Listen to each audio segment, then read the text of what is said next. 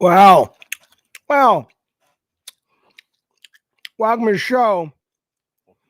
That is Empire of the Sun, Walking on a Dream. Do you know that wasn't his first failure, but it was one of Spielberg's first failures. He made a beautiful movie called Empire of the Sun. Came out in 87. He wanted street cred, man. He wanted people to go, look, you're more than just an entertainer. And so he made Color Purple, which I liked. He made that movie. Eventually he got around to Schindler's List. What is that about? What is that about entertainers? Where they get to a point, you always see this with movie makers. They make fun stuff. They make stuff the audience likes. They entertain people. At some point, they get to a place in their head where they say, I don't want to entertain people anymore. I got something to say. I'm tired of people having something to say. Everybody's got something to say. Entertain me. Doesn't mean I'm opposed to movies with messages. I'm just saying sometimes very desperate, but I love the Spielberg. I'm a big fucking fan, of course. I wonder about that sometimes. How happy is he with his career? Like, if think about that. If you're Spielberg, this man is almost 80. He's still working. And what else could he do? He's achieved every fucking thing. He might just love the day-to-day of making the movies. I would imagine he'd have to be. Because he's got all the money, he's got all the awards, got all the accolades. He must just be like, I want to tell this story. It is the same with game devs, the same with anybody creative. You get to a point, and that's the thing, I've talked about this ad nauseum, but I do find it fascinating. You get to a point where you've had some success, and then from the outside looking in, it seems like, don't you always want to have that? Aren't you always chasing that? And I imagine some people are, but I was very surprised that I never felt the need to cling to it. Maybe it's just, I found it such hard work that I was like, I'm good. I'd rather not have that level of hard work in my life of leading a fucking team all day creatively than what I get from it. I don't know. Kenny Rose says musicians too. I can understand that minus the money. Yeah. Right, exactly. Prince Green says some people just love the craft, Jaffe. Right. I plan to create as long as I can. Makes no sense. Just retire. I want to keep doing stuff that's entertaining me. In fact, but I think maybe that's what it is. You get to a plateau and you go to, I just want to keep this up. Right. I was on, and I think it's live now. In fact, I know it's live now. Colin Moriarty's Constellation over on Last Stand Media. And he was talking, I think we recorded Friday. He was talking about how he was starting to feel like, is he hungry anymore or whatever? And I said, I don't think it's that he's not hungry. I just think that he's like, once you've done what he's done in podcasting and shit, yeah, you want to keep growing, I guess. But there's a point where you're like, okay, check, I did that. I know how to do that. I've succeeded at that. Right.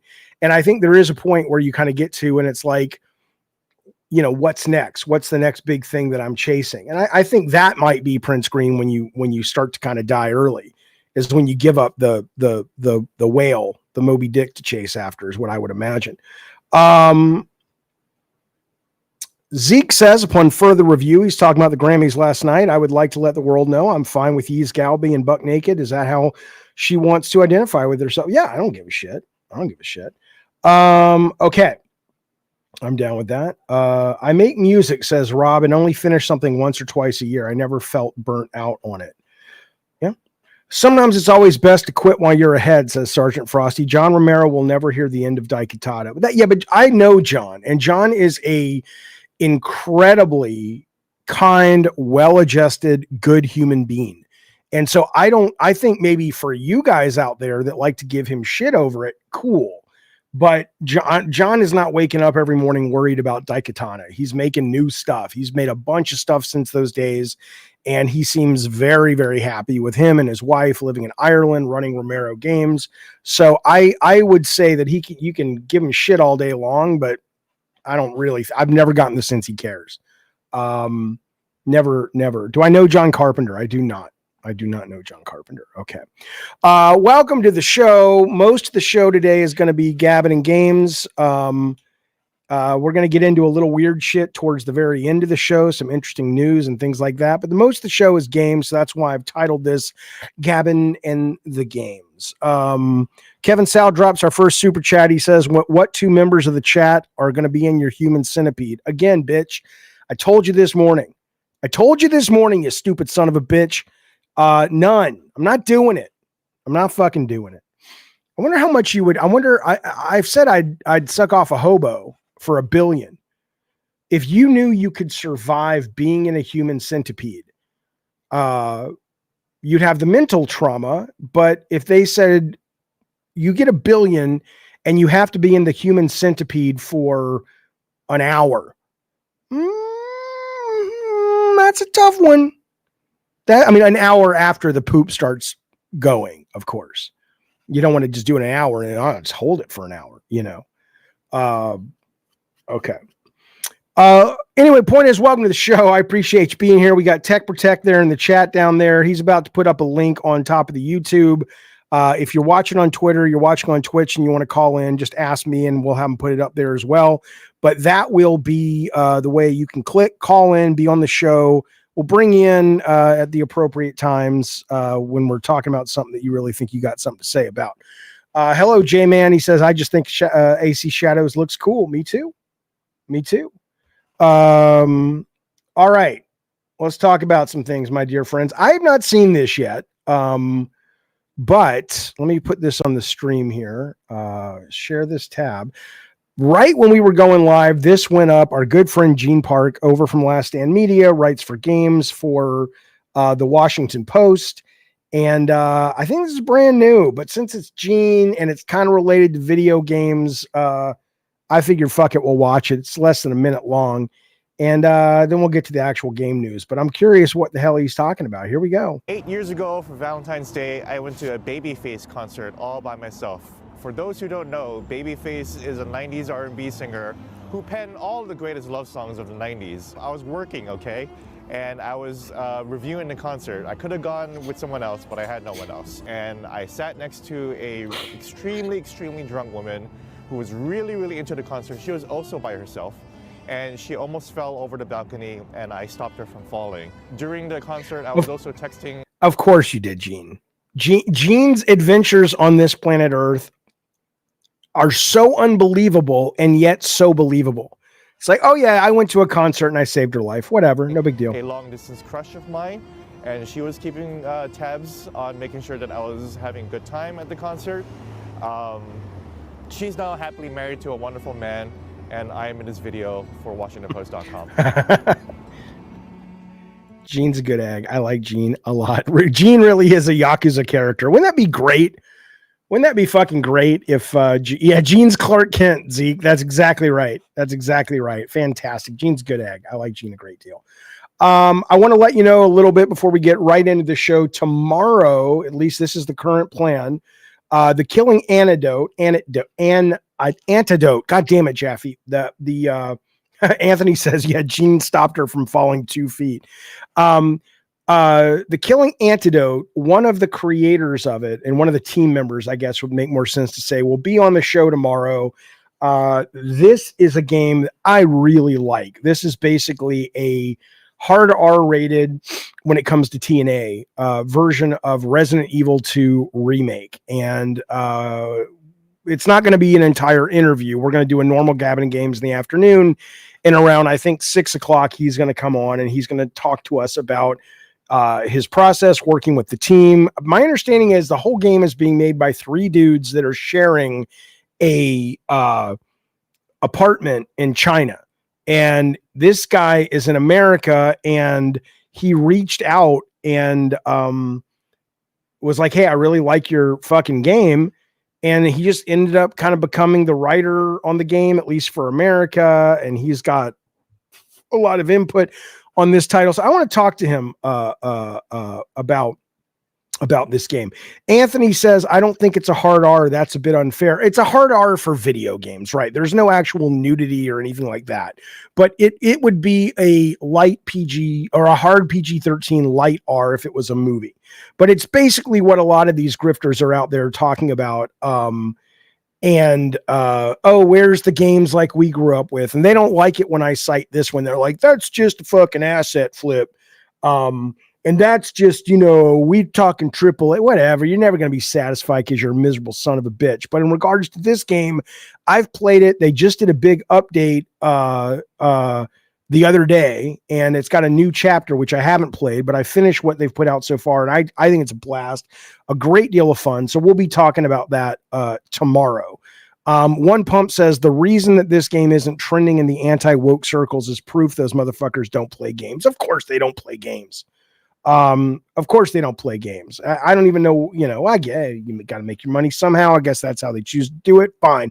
Anyway, point is this coming up tomorrow.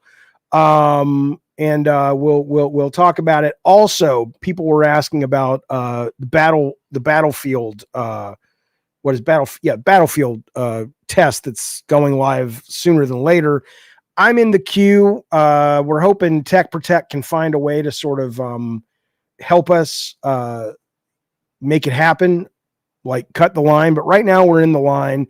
I have 258,000 people ahead of me, but I figure I'll just let the little man walk and we'll see what happens. I do think some of you guys have gotten into this already in the Discord. So hopefully it'll happen for me, but we'll see. Sal's been a member for 26 months. Thanks, buddy. He says, Sal Fermat is a DEI effort to diversify the Jaffe Discord. By the way, Rikishi means sumo wrestler. Japan YouTubers are angry for Yasuka doing chaos on temples. Is Rikishi the woman's name, Salvador?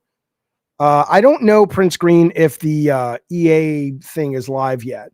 I don't believe so. I think they're just going to bring people in from time to time to test out things. This is not a proper beta. This is like a pre-alpha. We're still early. We want to get a lot of feedback. They only showed a couple seconds of gameplay at the end, which looks more like the gameplay of single player, but it still looked pretty good for what it was. So, I'm interested. I love Call of Duty. So I would very much like to, I'd like to give it a try. So hopefully we'll get in. If not, if one of you guys get in, you got to call us and tell us what you think of it. So I don't understand. Rikishi is another word for sumo. I get that, but what I'm saying, and we'll talk about this in a minute, the woman in Assassin's Creed, Rikishi is on the menu description of that female character. That's what I want to look at. Let's take a look at that, but we'll look at that in a second. But yes, as we were saying, this is the Killing Antidote, basically. And they've added a bunch more stuff. She can dance, all the TNA stuff. She can dance for you now if you're into such malarkey. But I like it. I think it's a lot of fun male gaze stuff. And I also think that it's genuinely a fun game. Genuinely a fucking fun game. So I understand females are not allowed to be sumo. That's not the point. My point is, has Ubisoft come out and said this is a sumo wrestler? And if they have, or if they are naming her that seems really weird. And not really, that's just dumb to me. I hope what you're saying is not accurate, but I believe you. So we'll look at it when we get to that point in the story. But I don't have a problem with the Black Samurai at all. These people that are now trying to make hay out of, you can destroy a Japanese temple. It's like, well, you can if you choose to, but you don't have to. That's a you problem, pal. So that one didn't really bother me so much, but I do think that, and having a big woman in the game doesn't bother me either. But having a big woman that looks like a sumo, that they're calling a sumo as her name without actually making her a sumo, that seems bad form. And I don't know why they would do that unless they just didn't know. John Gray, that is my assumption that they're grifters. John Gray says it's getting ridiculous. The hate Assassin's Creed Shadows is getting from grifters. Right. I think you're right that that's what it is, but I do, I want to have the opportunity, as much as I have opinions on these things and I am slanted in one direction or another with my bias, I still want to make sure I have the facts before I make a call for myself. So, okay, but we'll move on. We'll see where it ends up. But that's going to be happening. I want to show you an ad, not even an ad, it's just a billboard. You may have already seen this, but I It's 2025. These have been out for a couple of years, and I have still not gotten over how cool these are. This is the ad for Avowed that's happening in Times Square. I love so much these 3D billboards, and I've never, to this point, I have never seen one in real life. I have never, ever seen one of these 3D billboards except online. But I think they are so fucking cool. And they just don't have one in San Diego. They have some in LA. They have some in Vegas. And I hope to see some soon. But this one looks decent. It doesn't look amazing. But it's kind of cool that we are getting a 3D billboard. I want to say Sony's done one of these before. But I like these. Have any of you guys seen these in real life before? And if so, are they as cool as they seem to be on the internet, the 3D billboards, or they don't really hold up as a thing? Okay, so Nako says the billboard are trippy and I love it. Yeah, cool. Yeah, I want to see more of these. I want a fucking monitor that does this. Honestly, I think that's really awesome. I'm glad. I'm looking forward to Avowed. Anthony says, I have now talked to 3 people who have completed Assassin's Creed Shadows and all 3 loved it. Great. Because you were saying last week you did talk to your first person who's a critic, and he said it's excellent. So I'm glad to hear 2 people have also confirmed that or followed that up as well. One Pump has seen billboards like this. He says they're cool. Yeah, I think that looks great, man. I'm super excited. Jaffe says, Rob, do you think the Ubisoft subservice is hurting or helping the business? You know, I don't know that. I have absolutely no clue because they haven't really revealed any numbers for that game as it relates to their subscription service. So I that's how I do it. That's how I get it. And I think it's kind of stupid. Game Pass I get because they're building a legacy subscription service, but Ubisoft doesn't have the number of the amount of software to do that. So I don't agree with you, NC. NC says if it was hurting it, they wouldn't do it. I think they might not do it moving forward, frankly. I think they might get them into a position where they say, look, we have to rethink this, because that's one of the reasons Star Wars got hit. That's one of the reasons, well, mainly Star Wars. And do we want to risk that? And Avatar, do we want to risk that with AC Shadows? But yeah, Blackjack says Times Square looks like a nightmare. I mean, depends on who you are. My son, who is very noise and visual sensitive and all that stuff, he looks at this and says, I never want to be in Times Square ever.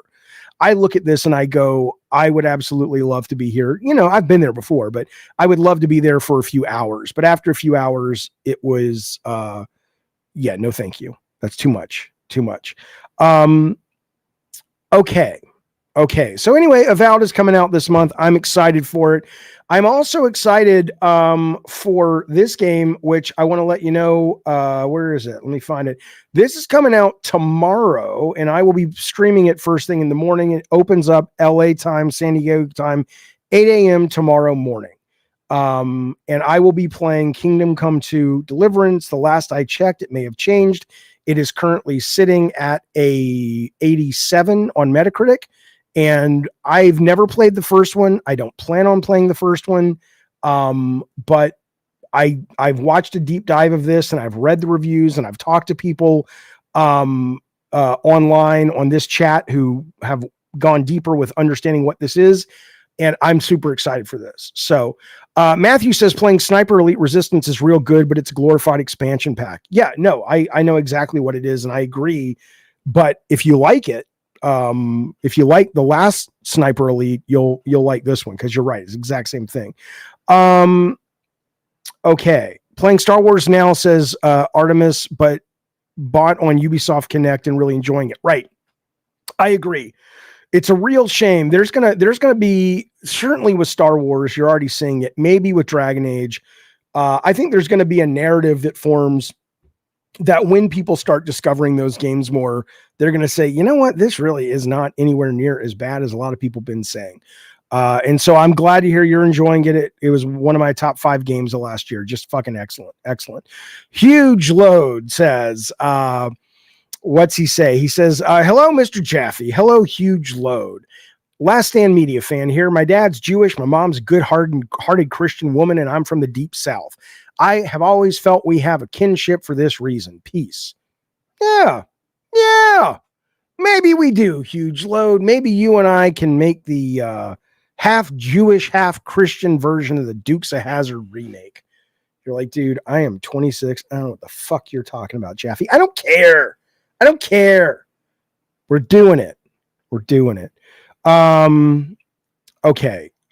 Jaffe says, Maddie, sorry for the non-gaming question, but do you think you'll ever do an I Love the Weird again? What I have started to do, good sir Maddie, is integrate those kinds of stories into usually what we call Jaffe Speaks, which is what I do that at least once a day. We did one this morning. In this particular show, when we come back from the break, after the break, we are going to spend a little time looking at some of the key moments of the Shuhei interview that went up today on MinMax. It's a very good interview. We're going to talk about that. I'll talk to you guys about what Shu said when I talked to him about coming on this very show. And then after that, I do have some I Love the Weird stories lined up. And if we get to them tonight, great. If not, they'll be on the next Jaffe Talks or Speaks, or whatever the fuck it's called. The Square on Mars we'll be talking about, some really weird remote viewing shit about Jesus coming back. Some really good stuff we got lined up. So it might be tonight, but it'll be soon. Okay. Carlos, you heard Eurogamer didn't like Kingdom Come Deliverance. Let's see. I think they gave it a 3. And but they were kind of the outliers because it is still in an 87 right now. Game Rant 100, IGN 100, Portugal anyway. Game Reactor 90, Shack News 90, GameSpot 90, IGN American 90, Italian IGN 90. But yeah, I think you're right. Eurogamer, I think, gave it like a 60 or something. Let's see. Yeah, they gave it a 60. It says it's hard and maddening slog at times, but one that still has moments where it surprises and quietly delights. Like the original, this isn't an RPG designed to make you feel good. You continue to be a little more than a passenger in this historical tapestry, following along behind the horse tails of Henry's betters and cleaning up the mess they leave. So, it's not going to be for everybody, but I'm certainly excited and curious about it because here it's very ambitious and very, very interesting. Okay, let's see. Carlos Hernandez says, Jaffe, to be honest, most Ubisoft games aren't as bad as people online say. Oh, I know. The real world experience of Ubisoft games is really nothing at all like what a lot of these people bitch about. It's so gross, man. It's so gross. You can't try. I mean, it used to be the internet was a place you could go where you could like trust the wisdom of your peers online. And now it's just like, half these people just want to say shit to be, I don't know. Fucking know. Who knows? Who gives a shit? Point is, I'm playing this tomorrow. I'm going to be playing Kingdom Come. I'm looking forward to it. All right. Listen, I just got to give a little bit of a shout. I haven't talked to her in ages. I wouldn't call her a friend, not because I got any issues with her, because I don't see her all that often. Last time I saw her, we were working on God of War together. But Winifred Phillips last night won a Grammy. She was one of the composers. We had about 4 composers on the original God of War. And she's worked on many, many games. But last night she got her prop. She got a Grammy for the music. She's a musician. She got a Grammy for the music in Digital Eclipse's remaster of Wizardry, which was one of the first games I ever played on a computer. Wizardry Proving Grounds, the Mad Overlord. It says she prevailed over much bigger games last night. And let's see who she was competing with last night. Avatar, God of War Ragnarok, Spider-Man 2, Star Wars Outlaws. I love the Star Wars Outlaws music. Think about that, though. Not bad. She didn't expect to win and was genuinely surprised that she did, she says. I mean, she's was really sweet and always nice and really talented. Jaffe, you never talked about the music of God of War that you made, any stories. Well, I didn't do the music. All I really did on the music, honestly, was listen to a bunch of soundtracks while I was doing my work. designing. And then when the composers came in and said, give us the vibe, what are you going for? I gave them musical influences that affected me. And I said, I'm not a musician, so I don't want to tell you how to do what you do, but this is kind of the vibe that I want the player to get through the music. And how you do that is up to you. But I gave him a bunch of Gladiator soundtracks. I gave him Flash Gordon soundtrack from Queen. I gave him the Mummy Returns soundtrack. And I gave him certain tracks from Lord of the Rings, Fellowship of the Ring. And they just did fucking crackerjack work, man. Huge Load says, sure, you've mentioned this before, but could you go back to game development today and shake the rust off? Yeah, I could. I wouldn't want to unless it was a specific situation, right? I mean, I wouldn't want to just go work. Hey man, come help design tracks for Gran Turismo 8, or not they'd have, what I'm saying, but specific people to work with, specific things to work on. I think absolutely. Indiana Jones, believe it or not, was not used as an influence for music though. No, not at all. I love John Williams. The only thing that was kind of going to be John Williams was I wanted to have some music from the classical music, Holst the Planets, which is like a suite of songs written by Holst and composed by Holst from, I think it was like 1800s. And he goes through, I don't think he goes through all the planets, but he goes through, Mars, the bringer of war, is in there, and he has Venus and all this shit. And there's so much John Williams cribbed from him for his Star Wars music. I mean, you can lift parts of Mars, the bringer of war, and go, that's the Emperor's March, or that's Darth Vader's March, right? But believe it or not, it's not public domain, or at least it wasn't at the time. And the people who were managing the Holst estate were like, yeah, no, we're not interested. I'm like, fuck you, I hate you. And so we didn't do it. Oh, there we go. Okay, so we just saw a tweet come up about the tomorrow the guy who's working on Killing Antidote is going to be here, right? He was tweeting that too. Okay, I want to show you this real quick. When we get up to a break, I want you to talk to Tech Protect, who will be here, about this question. I want to see what you think about this. I don't know, maybe it's just a particular bee in my bonnet that's my own, but somebody I don't know how this came up where I decided to Google it. I don't remember what it was, but this idea of using the internet to tell you how to solve a game or beat a boss, right? And it got me thinking, why is it okay for, and maybe it's not for you, but I know a lot of people online and in real life that seem to be okay Googling how to do something in a game. And to them, the solve is simply executing it. But recognizing the patterns in a boss, or recognizing the way to navigate a space in a game, that's like whatever. It's about being the guy that once you get the information, you can do it. It's not about actually using your brain to figure it out. And I'm just wondering, do you do this? And if you do this, it's not an issue if it's not an issue for you, Da Vinci. He says people have done this since Zelda. I don't understand the issue. There is no issue. It's more of a question that I have, because I really don't do this. To me, part of the game experience is, I'm encountering a boss and I'm struggling with. Now, if I'm streaming it and somebody tells me in the chat, hey, Jaffe, this is how you beat this boss, and I see it, I'm not going to ignore it. But I would never search this shit up. And I'm just wondering, it almost kind of bugs me, because maybe this is the issue I have. Not that I have an issue with you using it. I have an issue when people act like they completed a game, and then they yell at me, or they come at me like, why are you still on that game? Or Jaffe, you suck at fucking video games. And I'm like, motherfucker, I don't use strategy guides. I don't use the internet. I don't use any of that shit, because that's, to me, the game is the game. And when I buy it, so I'm just wondering. So anyway, Tech's going to bring that up along with a couple other things during the break in a little bit, but I'm just giving you a heads up. Jaffe, didn't you use the hint lines? Says Ravenos, didn't you used to deal with hint lines at Sony? No, I never did.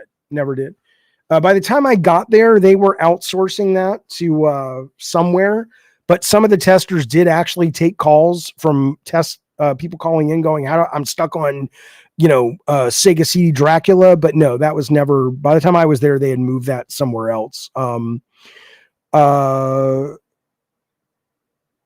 There's stuff in Elden Ring that's simply impossible without a guide, says Blackjack. Yeah, whether the guide is online or not. I mean, Elden Ring, I think, is like, yeah, it owns the fact and it makes it clear that's what it is. But, I don't know. I'm just curious. I'm not judging. And the only reason I would judge you is if I said, if you said to me, you're more of a gamer, or Jaffe, you suck because you're taking too long, or get good, Eternal, because I'm choosing to play the game without a guide or without the internet, then I would have an issue. But short of that, no, I don't care. Tomorrow, the Capcom event is happening. They are going to talk about Street Fighter 6. They are going to talk about Monster Hunter, and they did say they are going to talk about Onimusha. So I am quite excited to see Onimusha. I want to see what they're doing with that. So Eternal says, who cares if someone's graded a game? Means they spend way too much time. I don't care.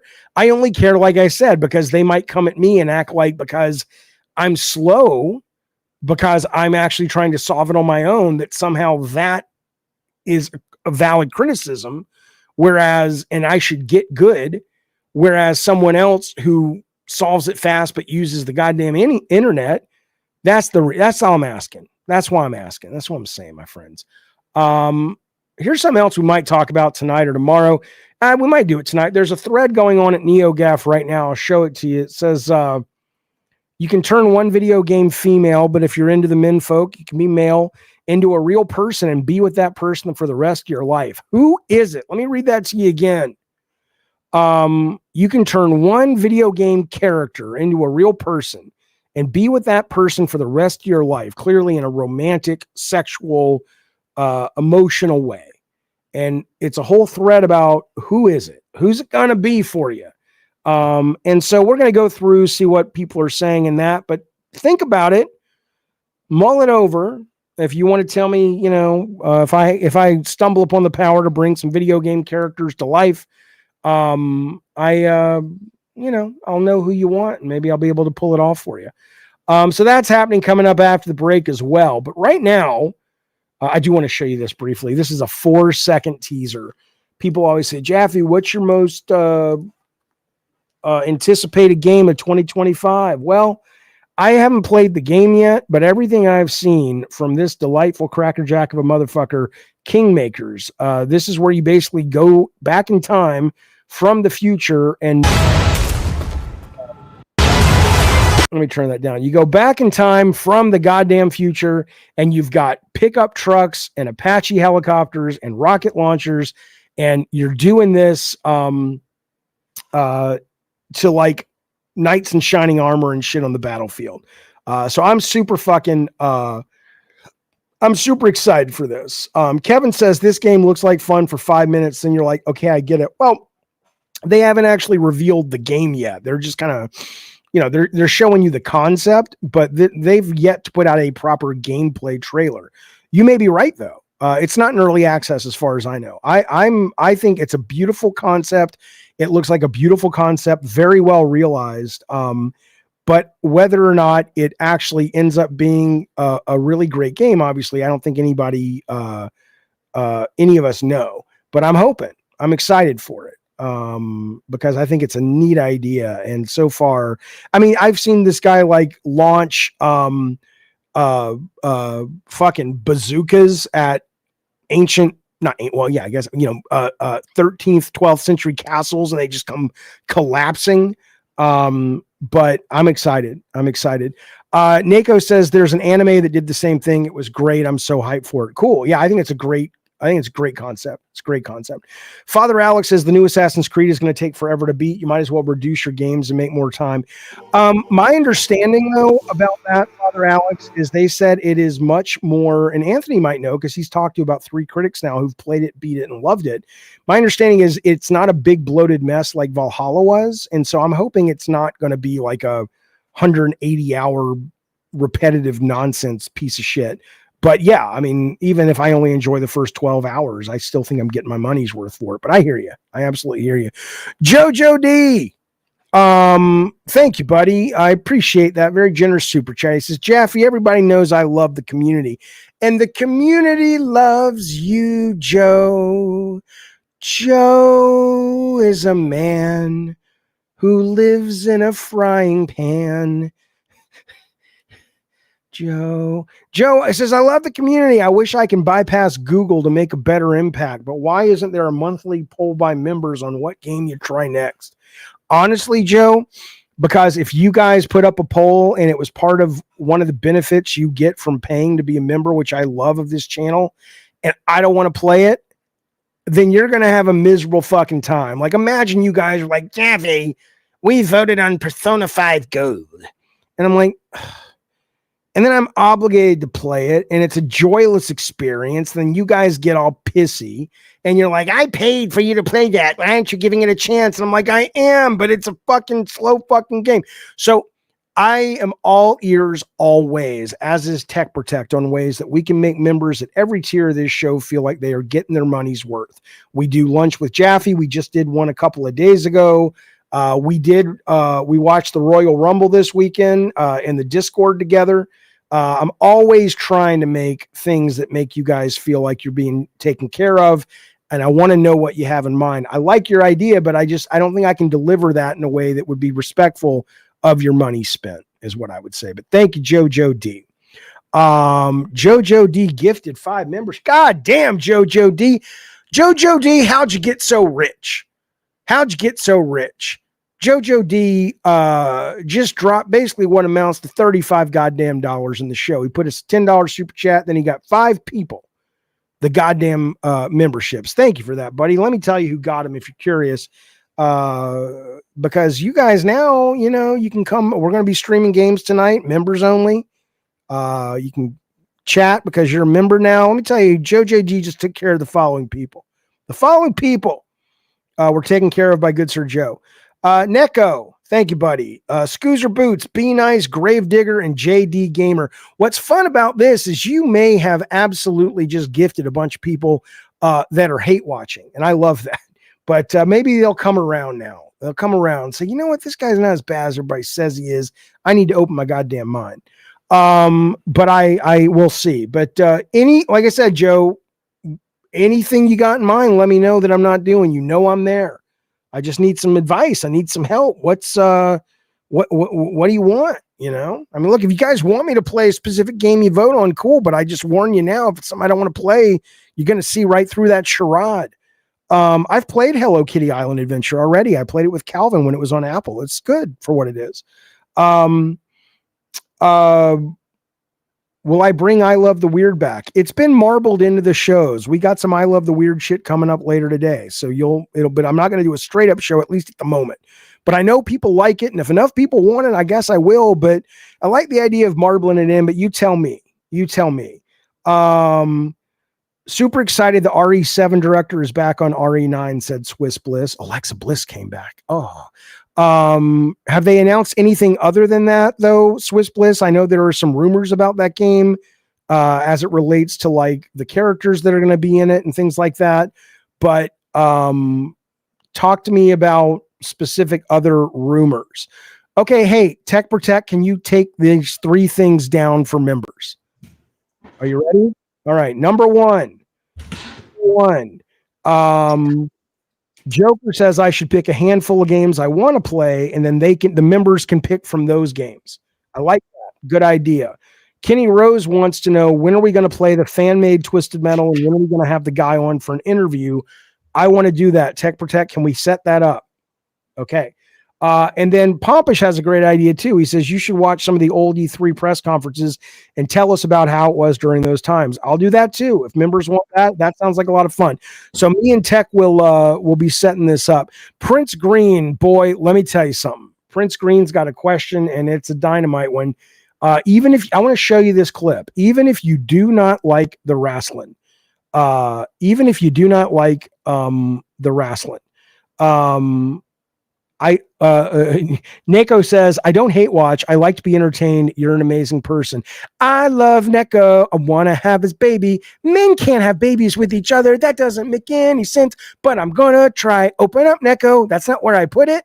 Dun, dun, dun, dun, dun, dun. That song was written by Tony. Thanks. I like that that I'm getting emotes for that. Thank you so much. I work so hard. I'm the best new artist.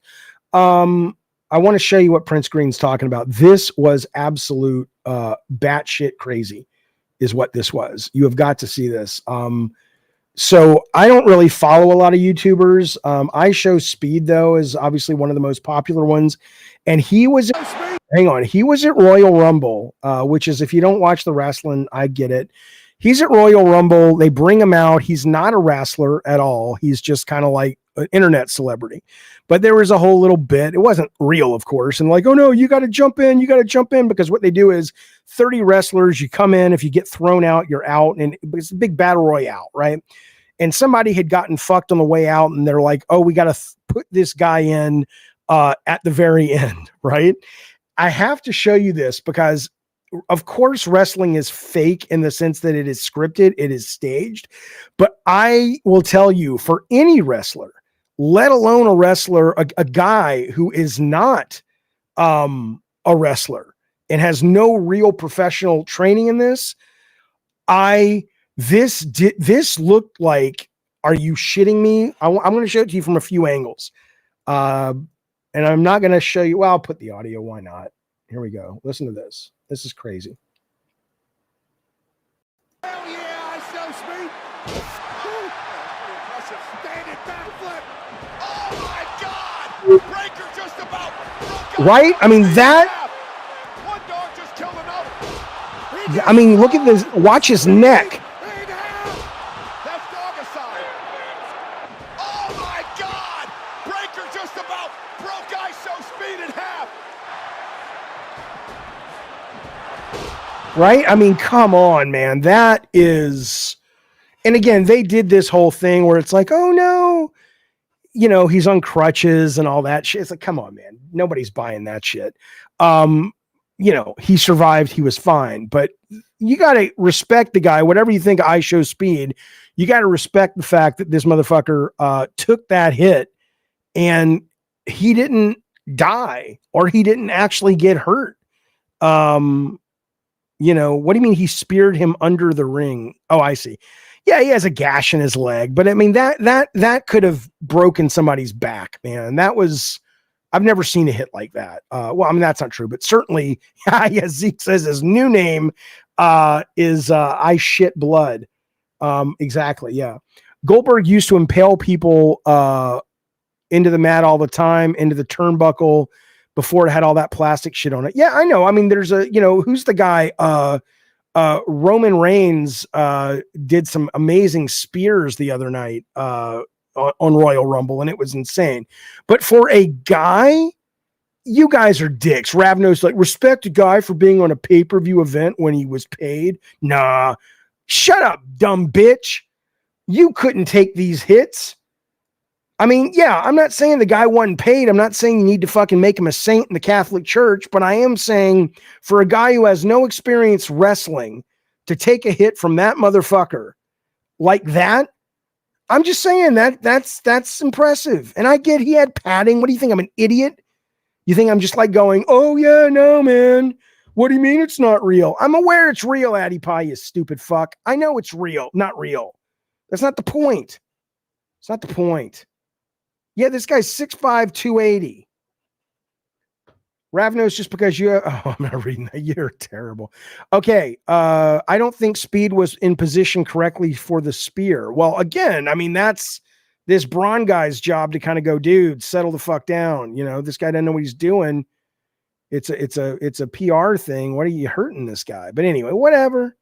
Yeah. Scott, my nephew's in the chat, says it's still real to me. You goddamn right, Scott.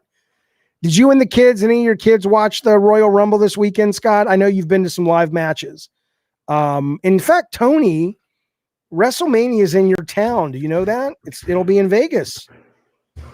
Yeah, it's Switching the fan off. You want to go one of these days? I would love to go to WrestleMania, but the problem with WrestleMania, of course, is the tickets are like $15,000, and if you want shit tickets, they're like $8,000. So, and that's for both days, though. But yeah, it's yes, Addy. Oh, yes, Addy Pie. You're such a man of the people, bringing the truth to us all. He says wrestling's always been a sham. Really? Has it? You mean it's not real, Addy Pie? You idiot! Come on, man. Come on, man. Come on. I mean, my God. Imagine thinking people think this shit's real that are above 10 years old, and then thinking you're going to come in and show them the way of the world. Shut up, Addy Pie. Hope you choke on a donut tonight. Yes, I got him. Tech, did you hear what I said to Addy Pie? Fuck you, Addy Pie. Yeah, fuck you, Addy Pie, you dumb fuck. Joe's like, isn't he a member? I'm like, yeah. And Joe's like, didn't we just talk about having things for members that they'll like? Thank and you, are you telling one of our members to go fuck themselves? You goddamn right. You goddamn right. Are you sure you're happy, Jaffe? I'm quite. How could I not be happy? I get to sit on my ass in front of a computer all day and talk to you sons of bitches about video games and stuff like that. Come on now. All right, let's move on. I just wanted to show you that, though. That's pretty fucking cool. Let's talk about The Last of Us. Look at this. Look at this. Justice for Addy Pie. Yeah. Okay, so great actress. I love this actress, Caitlin Dever. I've seen her in a handful of things. Really, really good. She, I like this a great deal, what they said, because I got to be honest with you guys. I'm so tired of video game fans acting like you should cast this person because they look just like the person in the game. Like that matters, right? I mean, it's such a ridiculous reason to cast somebody compared to their charisma, their box office potential, their ability to, act. But they've said that they did not want her, or they didn't ask her to bulk up to play Abby, who was obviously steroided and bulked up in the video game, right? They said, we value performance. And this is what I wish a lot of gamers would hear when they keep acting like, oh, the best Nathan Drake would have been Nathan Fillion. I'm like, no, it wouldn't have, because Nathan Fillion can't get anybody to the box office, but he looks just like Nathan Drake and he's funny. Yeah, I know. Doesn't matter. We value performance over anything else. They said we need someone to really capture the essence of the characters. Do they look exactly like what the character, from their eyebrows to their nose to their body? No, whatever it is, it's nowhere on the priority list. But it's not nowhere on the priority list, but it's below a bunch of other things that we consider. And I think that's great. It's great to hear somebody actually fucking say that finally, instead of acting like it's got to look just like her. At which point I'm like, then do a fucking, do an animation or something. Do a fucking animation. I don't know who Jordine Gresh. Let me look her up. We've got Jose saying this woman would have been a great Abby. Now I assume that she's a good actress, maybe. I don't know. Jordine Gresh. This woman, is this the one she was on the other night? I mean, again, I mean, based on what is she an actor, or is she just somebody who's got the right body type, right? Oh yeah, no, Blackjack, you're right. It wasn't on the priority list when casting Tom Holland. You're absolutely 100% right. I think that was absolutely bad casting, but to be honest, they probably never would have gotten the show made, the movie made without a big star. So, right. Fentazin says it's like people in the 90s wanting Bruce Campbell as every superhero. Right. 100%. Okay. Let's move forward though. Let's ease on down the road. Here's some other images, by the way. The Entertainment Weekly did an interview. That's where that quote was from, of season 2. I didn't finish season 1. I really liked every episode I saw of season 1, at which point you would be right to ask, well, then why didn't you watch the rest of it? Because I got it, and that's terrible. I'm just busy. I don't have time to watch everything, even if it's good. So maybe I'll go back and finish it. I don't know, but I think it looks good. The first season, what I saw was great. And apparently the people who watched the whole season confirmed that it stayed great from the beginning.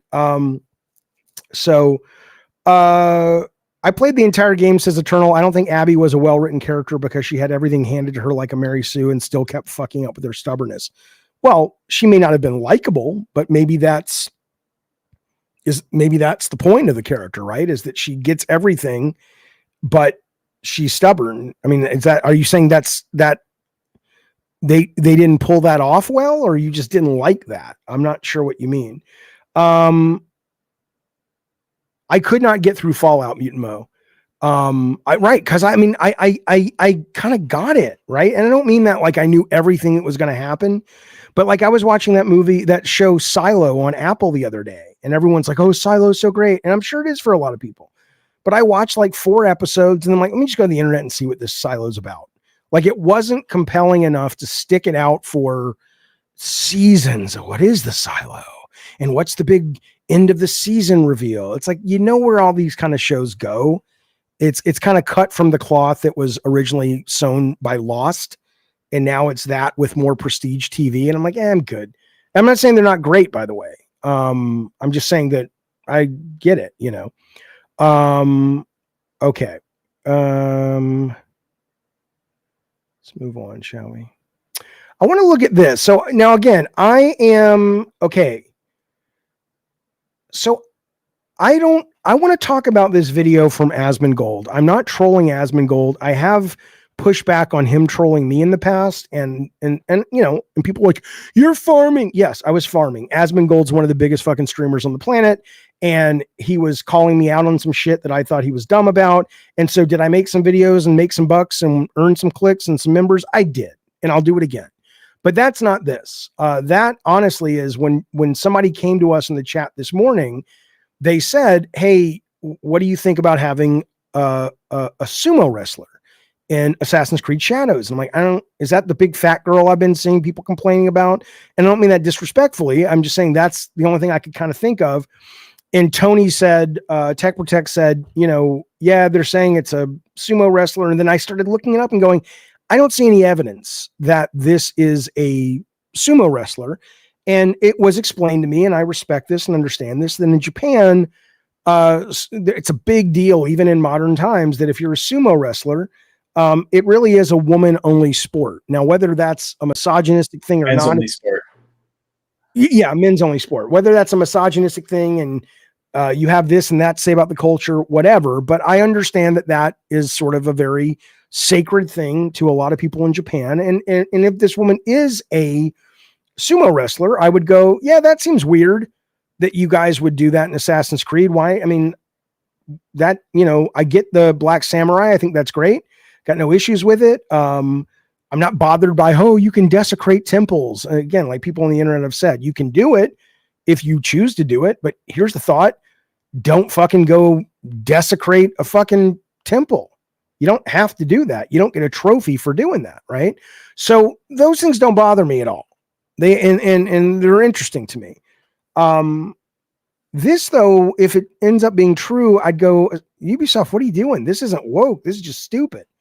But let's watch a little bit. It's only a 2-minute clip, so I'm not gonna, bore you guys, but 2 minutes, we'll watch it and we'll talk about it. Here we go. So it looks like, and I know that you guys are probably so sick of seeing this. You're thinking to yourself, why is it that we keep seeing more stuff about Assassin's Creed Shadows? But wait, there's more. Apparently, there's a character that's been added in that effectively is a sumo wrestler, and it says Yaya is a strong ally of body, mind, and spirit, joins the fight and performs pushback attacks. When joining the fight, Yaya will knock down an enemy. And so this is basically your sumo wrestler character. But as Sussman, Ubisoft, Akihuali makes no reference to this character being a sumo wrestler. Guys, if her visuals weren't enough for you, her main ability, Rikishi literally translates to man of strength or sumo wrestler. I didn't even know this. Apparently, sumo wrestlers, for those who don't know, it's strictly forbidden for women to become professional sumo wrestlers to this day in Japan. Hell, it's even forbidden for women to get into many of the sacred places in Japan, including a sumo ring. In fact, this tradition is taken so seriously that a few years ago, precisely in 2018, some female paramedics had to step into the ring and were readily told to leave the ring immediately, even though they were there to help. After the women left, the tournament staff threw salt in the ring again to purify it. This is how much they respect this tradition. Now, I won't discuss if this is right or wrong here. Back to Assassin's Creed Shadows. They're putting a female sumo wrestler in to represent the biggest and most important martial art in Japan's history in the game, even though only men can become sumo wrestlers, is even another indication that they never had the intention to properly represent Japanese culture. This is crazy. How do they keep doing this? At this point, I'm starting to be impressed. How many of these things have happened now? I think that they're just that stupid. And I'm sure that the Japanese are really happy that, Ubisoft is taking its progressive Western ideals and culturally appropriating Japanese ancient culture in order to make it congruent with those ideals, helping those racist, backwards Japanese. Thank you so much. Brought to you by... You get in a car with them, they turn on the hip-hop. Okay, so yeah, I don't know. I mean, they're not calling her a sumo wrestler. It's how much faith you want to have that it was intentional or not. Calling her or saying her ability is Rikishi, which can translate to sumo wrestler, but that's not her name and that's not her job. So I don't know. I mean, do you think this was a team going, fuck you, we hate that women can't be involved in this sport, and so we are going to, while we're not going to literally put that in there as a sumo wrestler, we're going to dance as close to the edge as we can? Or do you think that this is just like, it's not anything and people are making it something? I'm curious.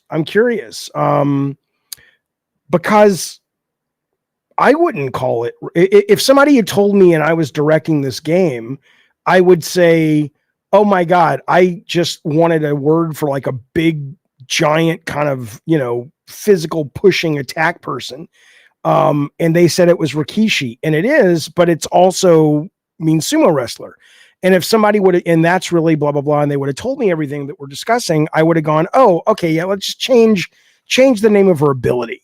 Why would I'm not trying to disrespect their culture unless I was making something poorly subversive and going, I really want to make a statement of how stupid it is that women can't be sumo wrestlers. In that case, game on, good for them. But I don't, I have no idea. Jojo D says it would be easy to get Asman to be interviewed on I don't think so. I don't think that guy likes me at all. I don't think he would come on this. You can watch topless female sumo matches in Japan. Can you? I think these, but you can't have, I'm a little confused then. Topless sumo wrestlers in Japan. So then you're saying women can be sumo wrestlers. Is that right? Jaffe, read this, says Ravnos. Powerful warrior, the two kanji characters that make up the word Rikishi, are that of strength and power, and warrior and samurai, consequently. And more idiomatically, the term can literally be defined as strongman or power warrior. Yeah, but are you saying, though, that this person is lying, that it does not mean sumo wrestler then? And is that a lie from this video then? Because this guy, Cabrutus, says, where did it go? It Professional says, sumo wrestlers to this day in Japan. Hell, it's even forbidden. Tradition is taken so seriously that a few years ago, precisely in 2000, the ring again to purify it. They're putting a female sumo wrestler in to represent the biggest and most important martial art. okay, I want to see where it said the body, mind, and spirit joins the fight and performs pushback attacks. When joining the fight, Yaya will knock down an enemy. And so this is basically your sumo wrestler character. But as Sussman, Ubisoft Akihewale makes no reference to this character being a sumo wrestler. Guys, if her visuals weren't enough for you, her main ability, Rikishi, literally translates to man of strength. Okay, so are you saying that it does not translate to sumo wrestler, Ravnos? Ravnos is saying it does not mean sumo. Well, let's look it up. Let's look it up on this tab. What does the word Rikishi in English? A Rikishi is a professional sumo wrestler. So the character, okay. So the character, yeah. What's up? Let me To push back on this, Rikishi is a rank of sumo wrestler. I personally watch a lot of sumo. Fuck you guys. I love sumo. Fat people pushing against fat people is fun as fuck. Rikishi is a rank you can get to. So that's why they're associating with sumo wrestling. But the kanji does mean strong man. Okay, so or warrior. Yeah. So calling this person their style Rikishi, it was either an intentional attempt at making a statement of how maybe they think women should be sumo wrestlers and they're not, or they More simply than likely, this is a strong warrior, right? Because you have your samurai who's like, stoic, powerful, precise. You have your ninja who's like quiet, whatever, and then your teammate fucking Rikishi, the strong warrior who's like in the back. So okay, that's my interpretation. But yeah, I mean, again, I guess we'll have to see. I mean, I it makes for people, they watch and they click and they get mad. And again, in this case, I may agree. I would not put it past people to kind of go, I'm going to create a scenario that is intentionally shining a light on what I find, not me, but this person finds misogynistic and sexist. And I want people to know that that I got a problem with it. It wouldn't surprise me.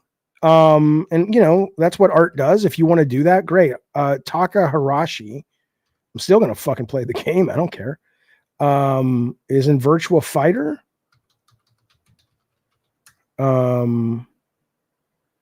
Yeah, but it's a dude. Oh no, okay, here we go. Taka Arashi is a sumo wrestler. What are you so what's the problem?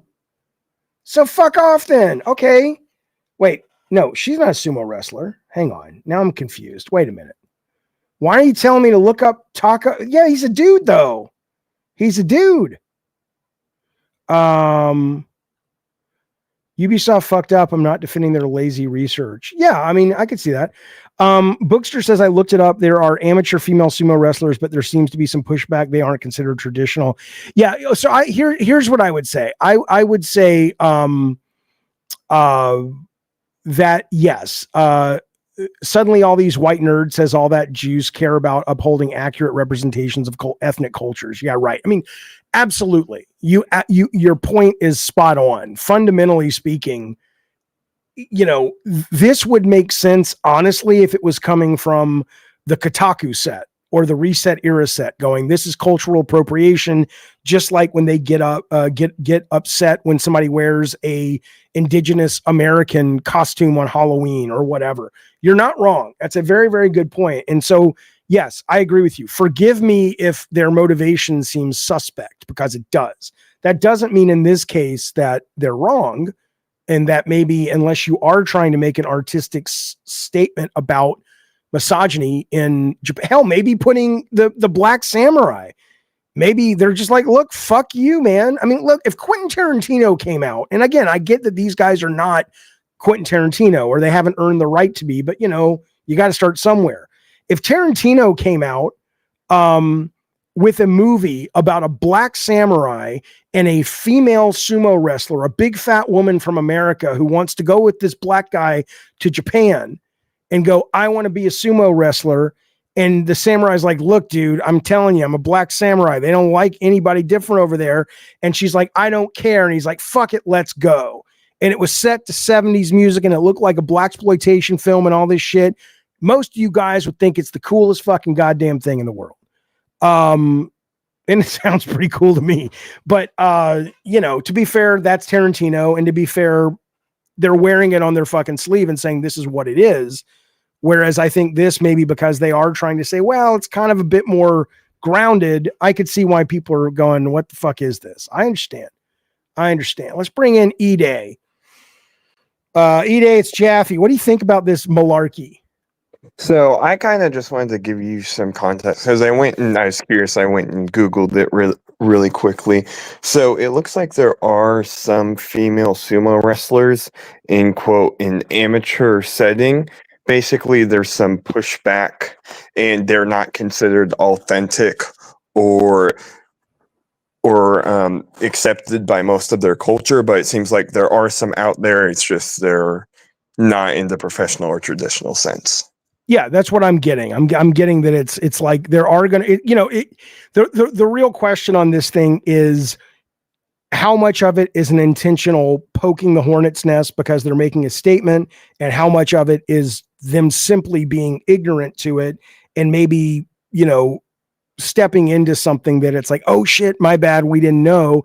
And if it is that, then just fucking change the name Rikishi and let's go on with our fucking lives. Not that that's their name, but change the definition of, so it's not so tied to sumo. I would have to imagine it would have to be someone like very particular who worked on that for it to be intentional. I would assume most people would be ignorant of the fact because of how different the cultures are. Would you have in any point thought and been like, oh, no female sumo wrestlers. Oh, I know, let's do this word that means strong or whatever. And this actually translates to strongman's used for sumo. I guarantee you, I never heard of that. I wouldn't. And chances are there's like 1,000 things in God of War 1 and 2, the two that I worked on, that maybe somebody who's hardcore into Greek mythology or Greek history would say, you know what, this is pretty fucking offensive that you did X, Y, and Z. To which my answer would be, I didn't fucking know. I wasn't trying to be.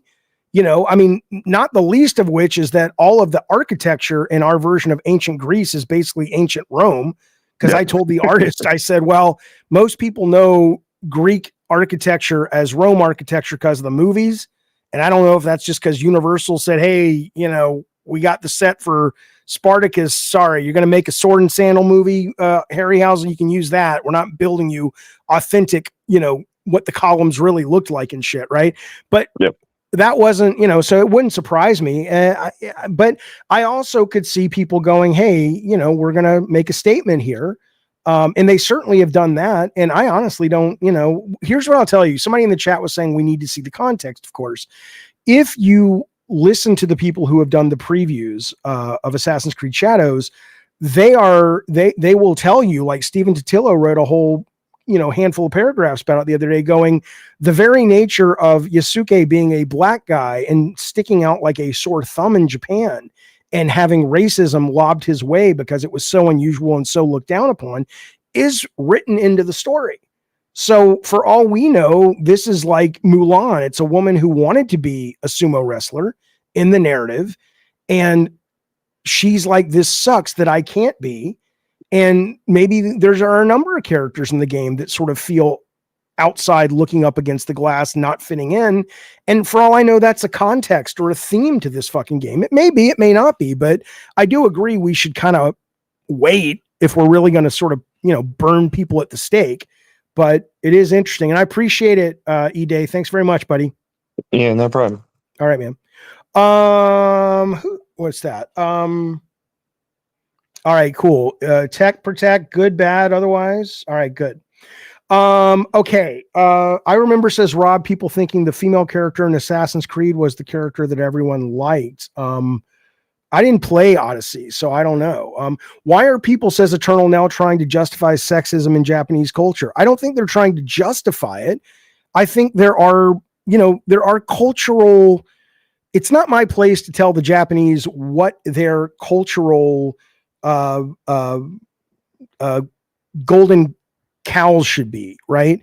Just like if you are talking to Orthodox Jews, do I think it's stupid that Orthodox Jews separate men and women? Yeah. I think it's stupid that Muslim folks in certain religions make the women cover their whole bodies. And maybe if I was going to make a game about that, maybe I'd have something to say, but I would make it clear I'm having something to say versus going, I'm just ignorant to the culture and I'm disrespecting it. But I agree, though, with what somebody said earlier, Eternal. Most of these people who are bitching are not usually the ones front of the line when something like this happens anywhere else. That's usually the Kotakus of the world, the Polygons of the world, the Reset eras of the world. And that's not who we're hearing from. So it does make them a little bit suspect. This is something you could ask Shu in an interview, Gun says. I assure you, we will get to the Shuhei interview, and I will tell you what he said about coming on this very show. I think you will find it interesting. Ravno says Ubisoft has botched the game so bad. I don't think so. I think it looks fucking awesome. I think it looks great. I'm curious. I don't know if Anthony's still watching, but Anthony, if you are still watching, you've talked now to 3 people, different Anthony, not you. But if Anthony Wright is still watching, he's talked to 3 journalists that have played the game, finished the game for review. They all loved it. I would be very curious if you asked them about, if you ask these guys about, did they walk away at the end of the game feeling that a lot of these choices that people are losing their shit about were actually justified and marbled into the narrative, or did they walk away and go, that was fucking weird? I liked the game, but that was fucking weird. And if you haven't asked him, Anthony, if you would ask him at some point, I sure would appreciate it. Because I'd love to fucking know. I'd love to fucking know. Okay. Anthony was doing K earlier. I don't know if he's still tripping. He's dropped into a K hole, baby. Ketamine, baby. Matthew, thank you for that, for bringing that to our attention. We're going to have an intervention. We'll have the very first streaming intervention. It'll be great. Eternal says, I think people who haven't even played the game yet or bothered to look into it any further than surface are looking for another thing to be outraged about. Yeah, because it's hard. It's hard to come up with things to talk about that will compel the audience to stick around. Trust me, I know. You know who does it great? Victor Lucas. Victor Lucas finally today, I was so happy he tweeted something out about fuck Donald Trump because he's Canadian. But he's one of the most positive forces in video game journalism. And every now and then it's good to see the mask slip and the real human reveal himself. But he does a good job of kind of staying kind and positive. And I respect that. I can't do it. But it is hard. It is really hard to sort of find things to talk about, especially if you don't play games, man. I mean, I can sit here with you and talk about the nuance of the combat or lack thereof in Dragon Age, or I can talk to you about season 2 of Call of Duty 2, or I can talk to you about what do I think about the rewards that we were given for Marvel Snap because they shut down for a couple of days when TikTok shut down. But you know, that's a lot of these guys probably don't even fucking play. I do know Asmongold plays some though. And Vera Dark, to her credit, has revealed herself to be, out of all the people I had shit with in the last couple of months, Vera Dark, as much as I don't think she likes me and, you know, she has no reason to like me, and I don't really like some of the shit she said about me, I do think she has her bona fides as a gamer. And I didn't know that when I said the statement. I still meant the statement to be mean, and it was, and I'm glad, but just to be clear. Okay. Anthony says he talked to 3 reporters who played the goddamn Call of Duty Assassin's Creed, gave it great reviews. He said nobody said anything but positive things about their experience with the game. So that's good to know. I'm excited. Okay. Is she anti-trans? I have no idea. And again, I don't even know what anti-trans means. If you are mean to people and you are mean to people who are trans, I have a problem with you. If you simply don't agree with certain medical procedures available to people at certain ages, while I think they're wrong, because I have lived experience with my son and his friends to know the consequences of telling a kid, certain kids, but it's a different show, then I would say she has a right to her opinion. But if she's like actively wants to erase trans people, she can go play in traffic, and I hope she does as soon as possible. Okay.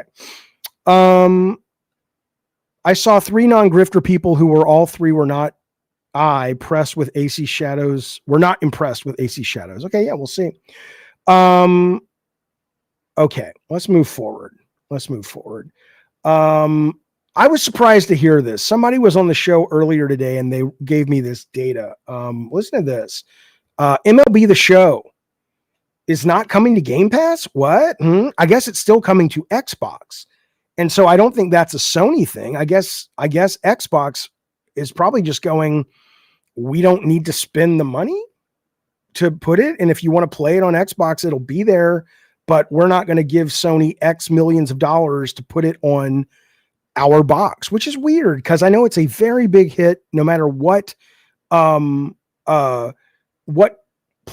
it's on. And so it's really surprising. I mean, I guess maybe it's also like if everybody's buying Game Pass, and nobody's buying Xbox, not everybody, but if more people are buying Game Pass, and it is growing certainly compared to PlayStation 5, and maybe they're like, look, what's the point? We'll put it over there, we'll make more money getting our $30, but most people aren't really playing it as much on our boxes. I have no idea. I just thought it was interesting. I thought it was very, very interesting. They should put it on PS Plus. Oh, I agree. Rathizzle,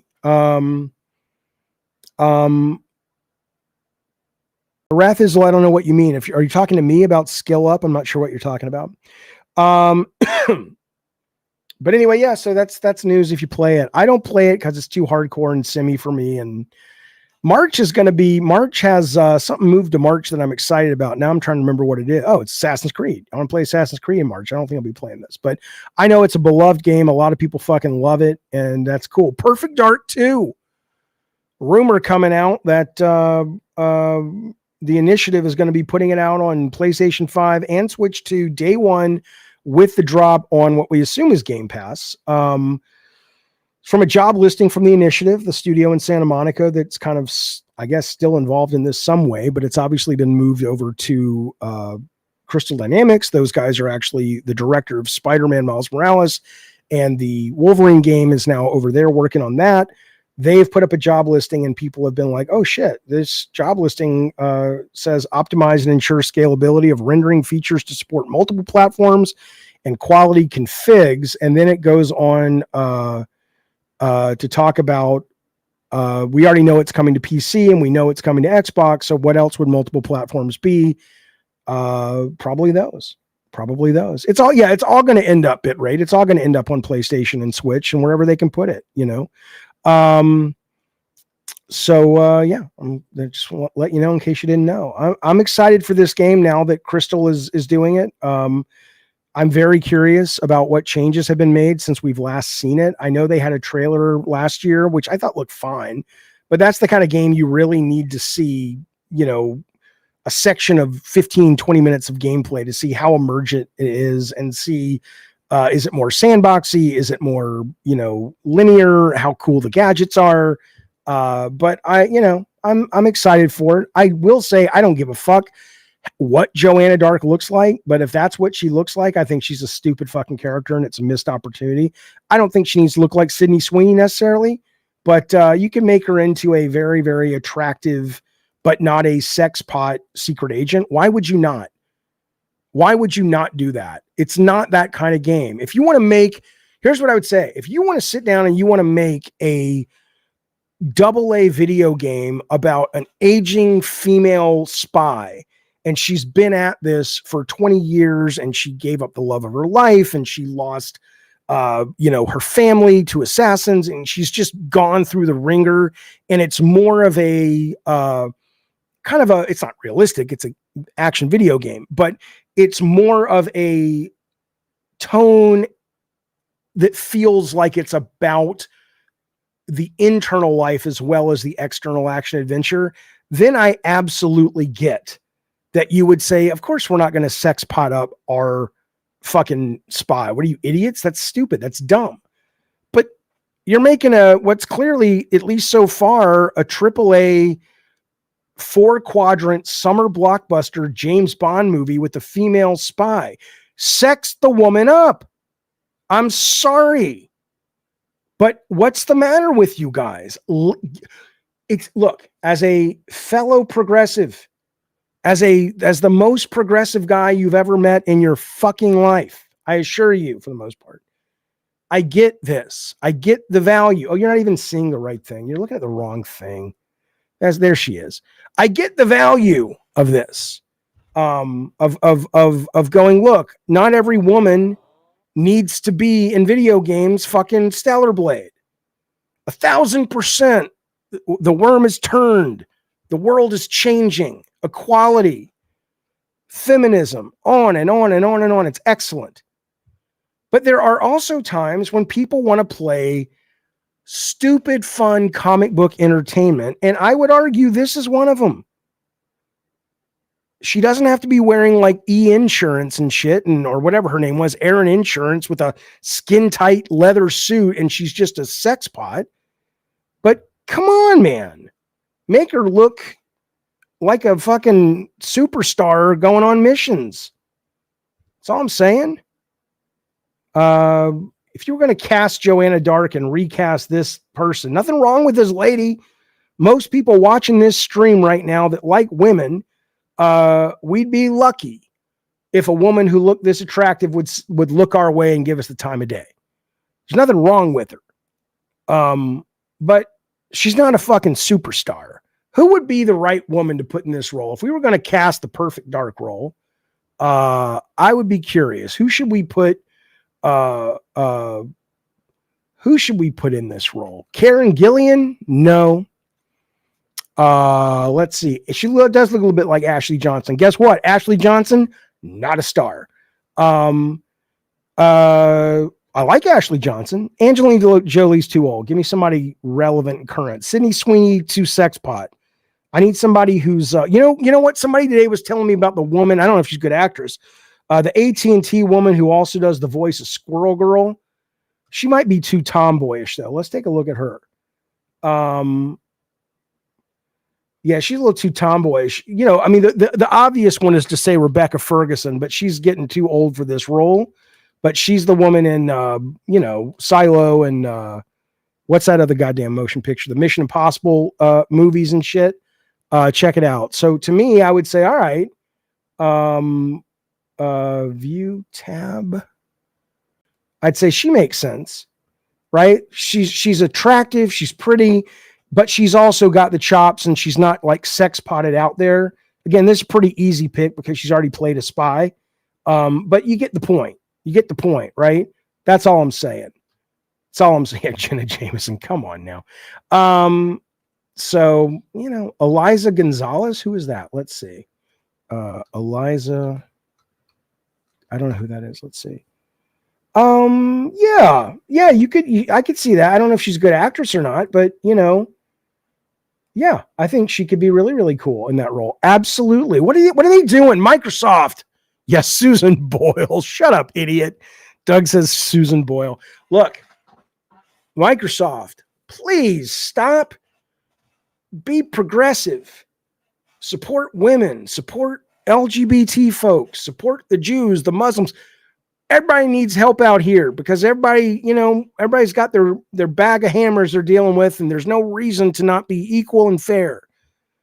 But when you're making a fucking tentpole summer action movie blockbuster, for the love of all things holy, could you please give us attractive people in these fucking roles that are aspirational and wish fulfillment? For the love of God, stop being idiots.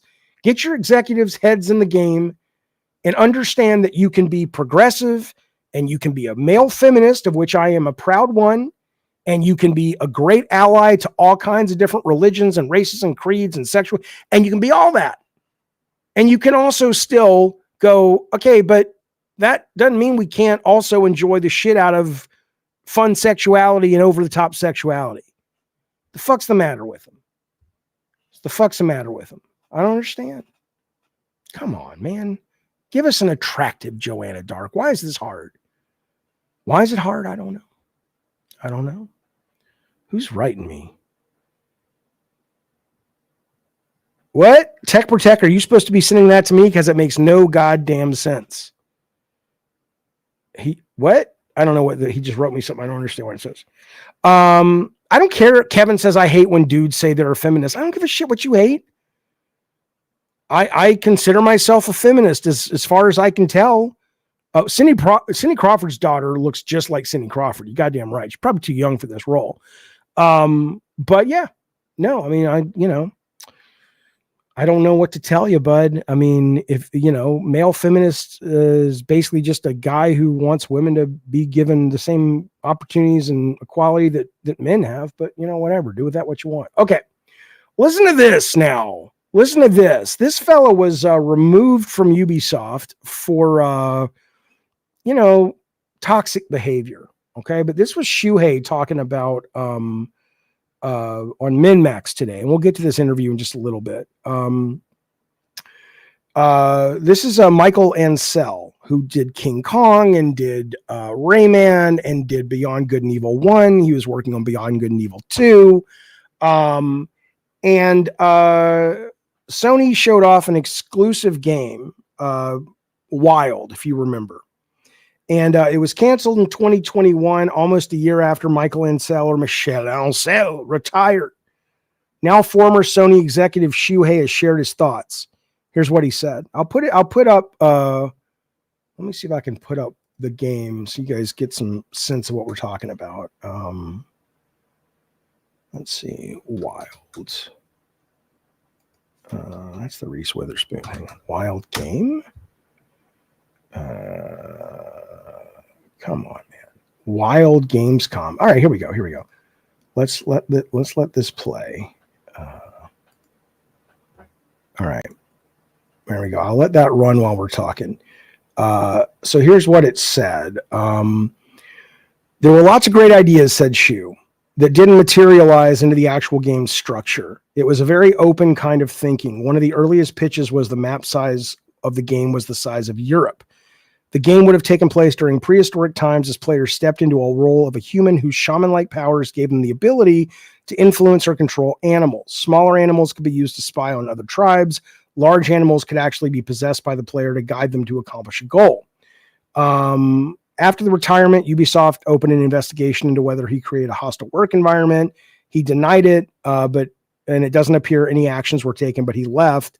So I guess it just was too ambitious and it never really came together, which happens all the fucking time in games. You have great, really cool ideas, and they sound great and they look cool and they got a lot of ambition and vision, and it just doesn't come together. And I don't know who's to blame there, in the sense of sometimes what it is the executive that's greenlighting doesn't look at it and go, wait a minute, your vision sounds great. I would be such a good executive at one of these companies because I know the bullshit. And it's so weird to me that people still don't see because I used to serve the bullshit. But it's like, you're not going to sneak by me without telling me what the gameplay loops are. You're not going to sneak by me with a song and dance and a charismatic pitch and you talking about some artistic filmmaker that somebody might know, but nobody else does, but that person has influence. I've been there. I've actually done that before. It works like a charm unless somebody's wise to your fucking bullshit. And I'm not saying that was this. I'm just saying that it is weird to me that there were a lot of great ideas that didn't materialize. How do you not ask the developer when they're pitching you the game and trying to get your money? These are all great ideas, but can you walk me through the moment to moment to moment how this actually functions as a video game? But sometimes they don't. Sometimes they don't. Okay. It is a great trailer. Absolutely a great trailer. But alas, no game there. Okay. Here's what I want to tell you about. We're about to put you into a little world of wonder and whimsy called Chat Select with Tech Protect. Now, what that is a 10-minute break for me. And he's going to walk you through some questions. He's going to talk to you guys about a couple things. What these ladies that NeoGaf is talking about. Remember, we talked about this. We said you can turn one video game character into a real life person to be romantic with for the rest of your life. He wants to get some answers for you there. But more importantly, he's going to bring up the time code and the timestamps for the Shuhei Yoshida interview on MinMax today. It's a good interview. It's an hour and 40 minutes. We ain't watching it all. We're not even watching close to it all. But these are chapter marked, and he just wants to see which 3 or 4 or 5 you guys think would be fun to watch together and talk about together. So he's going to do that. He'll bring you into the chat, and then I'll be back on the flip side, and we will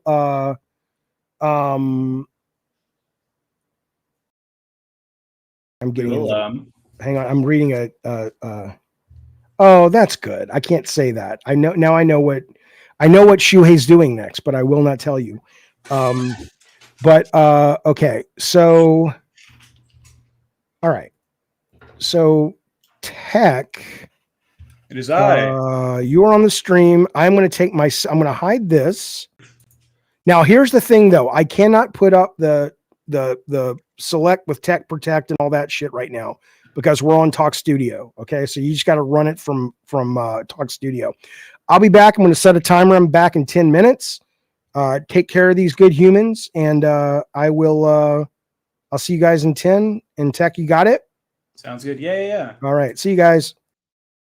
Yo, what up, chat? It's me, Tech Protect, the favorite potential son-in-law. I don't know how many others there are out there. Hopefully none, just me.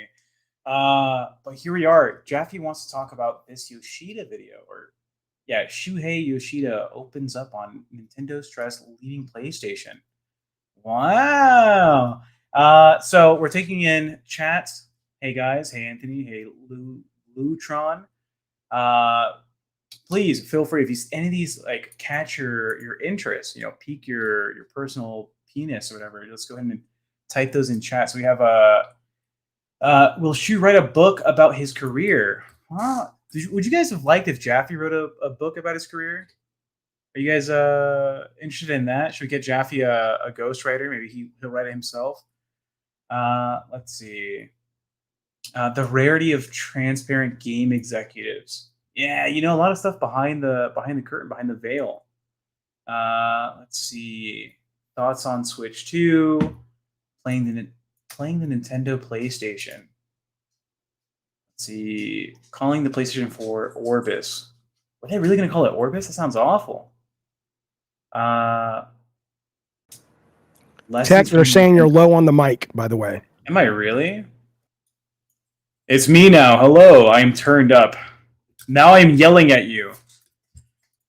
When Sucker Punch pitched Uncharted, I was a big fan of the Uncharted games. I think they're they're very fun, very arcadey.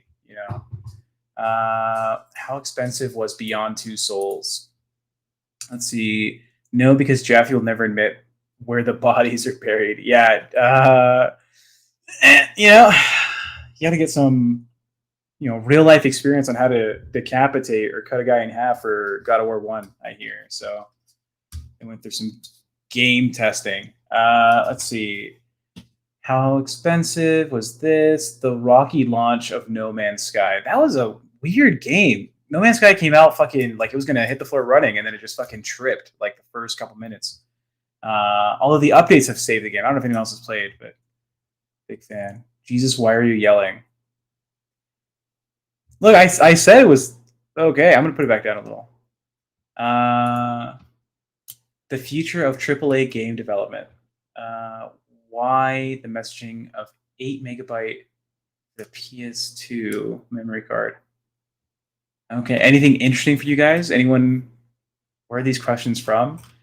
This is from the Shuhei Yoshida interview by MinMax. Jaffe can't, honestly watch the whole thing. Right, but we can choose which segments to watch on stream. So if you guys see one that you're like, yeah, I want to hear Jaffe's take on this shit, like wanting to consult and help indie games. Okay, all right, that's a good one. I'm putting that on my list. What about you guys? Will Shuhei? Let's see. Ken Kataragi and Polygon Man. Thanks, Kevin. I don't know whatever is great. Great feedback. We're gonna use that for the stream. I appreciate it, Kevin. I'll put it on the stream, guys. Kevin says, I don't know whatever. Thanks, Kevin. Appreciate it, Kevin. Good job, Kevin. If I say his name 10 times, he pays me $10. So let's see. When Sucker Punch pitched Uncharted, I read that already. Metal Gear Solid 4's PlayStation 1 throwback. Make a poll, says PG. Fuck it, just hit play. Jaffe doesn't want to watch an hour and 43 minutes of someone else's interview with Yoshida, right? It's just choose the funny ones. Johnny Utah says, are you going to ask for David's permission before you steal his daughter by popping the question? Oh, that's an interesting one. Before he puts his headset on, what do you guys think? Please chat, type fast before he's getting back to his desk. Hurry, you have to let me know. Should I? Is that a thing I should do? Should I ask his permission? Yes, no. Can I get a yes, no in chat? His headphones are almost on. Hurry. All right, his headphones are on, so we're gonna pretend we don't know what I just asked. Okay, guys? Respond yes or no, but I will not let him know what we asked the stream. Let's see. You better. No. Run with her. Yes. Yes. No. I'm seeing a lot of yeses. Gosh, how do you even come up? How do you even ask that question? How do you even... Like, do I... Is there a knee involved? I don't even know. I'm not even sure.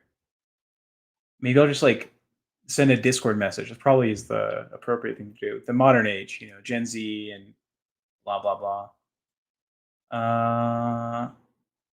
Choosing which games to greenlight. That's pretty interesting. I think that's probably a good one. And will he probably say, "I don't care as long as she wants it"? Yeah, true. I'd say so. Maybe don't ask him, but let him know. Okay, all right. Gotta let him know. Not a Discord message. Over a cup of coffee, dude. I don't think Jaffe drinks coffee. I think he's just into the Diet Coke. Maybe a hot Diet Coke. Maybe I can take a couple Diet Cokes and heat them up on the stove in like a pot and serve that as coffee. That'd be a good prank. You know what? Next time I'm over, maybe I'll do some hot Diet Coke. Pretend it's coffee. I'm a millennial. I still think it's 2012, says Kevin. Kevin, if you think it's 2012, drop $10 super chat saying, I think it's 2012. Thanks, Kevin. Appreciate it. Tell Jaffe that she's the best beat of your heart. Come on now. That was good. Okay. Asking permission is a weak move. And if he says no, oh, true. Can you imagine? What happens there? I think we have to 1v1 in 2K17 on the Xbox 360. Where's Jaffe? Jaffe is enjoying a quick little break. I think he is currently at your mom's house, which I guess is still work. She's a load of work, but you know, for the love of the game, as Michael Jordan said in his hit autobiography that was written by some other guy, for the love of the game. Let's see. Don't ask, just tell. Sigma move. Butting heads with the game. Send him a video. Send him a video of what the. I don't think that works. That's not even permission. With some, I can't read that. Ravenous. I'm sorry. Tech protect done. Did you actually drop a super chat? Were you super chatted up right now? I don't see it. I don't see it, Kevin. Let's see. Pump out the thermal paste. You know, guys, I don't see anyone talking about what section of the video we want to play, but I do see a lot of people interested in the question for Jaffe. So, yeah, maybe sometime in the next year, 2025 or 2026, we'll see. Tell him you are cleaning your M16. I do not own an M16. The M16 is a okay platform, but not my favorite. In fact, there's a M400 platform assault rifle if you're interested. The future of AAA development sounds interesting. I appreciate it, Agent Zero or Agent O. Keep that in mind. I was gonna say a quick little break equals JO sesh. What is JO, like joints in octopus sesh? I don't understand your question, Kevin. Protect, what games are you playing currently? The Bazaar. Check out The Bazaar. It's a great game. Big fan. It's a card game, right? It's one of those like turn-based card games. You build a deck, it auto plays. You know, one of my favorite games of the year. If you guys don't know who Raynad is, Raynad was he was a streamer back in the day. He went on to make his own little games company. This is, I think, his first project. But The Bazaar, that's the game I would recommend. Let's see. Send him a sex tape video? Bad idea. Ravenous, why are you here? What are you? what is the interest in that comment? Why would you say that? I did. I lied. I did one. What is this? Okay, Tech Protect. 1:11:24. What is that a reference to? This stream? 1:11:24? Or you want to do... Oh, Ted Price, Insomnia, and Spyro's early days? Okay. Yeah, we can do that. I'll let Jaffe know. You pick. Do you even want to get married? Don't you already live together? Not sure what it changed besides being able to co-own property or file joint taxes. It's... Let's talk marriage, kids. Like, what is the purpose of getting married? What is the purpose of all that? I don't know. It's like an extra level of commitment, you know? Plus, like final rights you get. You know, if I'm in a deathbed or something happens to me, she has like authority or some shit. Plus, like, kids are a thing. Jaffe's grandpa age. We should probably get grandpa rights. So that, it's more secure with marriage. Is tech chat lagging? Oh, dude, yeah, I'm way back. Let's see. Tax break, taxes. I'm going home. Says Pompish. Going home, Pompish. To where? Let's see. Joint taxes are overrated. I don't know if we need to do anything for taxes. It'd be cool, but marriage and Christ are necessary for a happy life, says Addy Pie. Addy Pie, you've said so much of the most outrageous shit I've ever seen before. I don't know why you're saying Christ in any of your messages. I have returned. Welcome back, Jaffe. All right. What do we got? How is the chat? How are they doing? It's not too bad. Everyone seems to be interested in your autobiography that's coming out in 2025. All right. As long as somebody writes it for me. And they want me to ask you if I can marry your daughter. Well, it's not my call. I think it would be a terrible idea to get married this young. I mean, you're older than she is, but I would hope you guys don't get married anytime soon. You haven't been dating a year. Date a year. See how it goes. We have been dating a year. In real life, though. She's been in Vegas since January. I don't think that's true. It is true. She hasn't been living there since January. She's not living there now. But anyway, point is, I think you guys should absolutely, if that's what you guys want, do it. I don't really care. I mean, if she's happy, I'm happy. Yeah, we're the steps are get a second dog.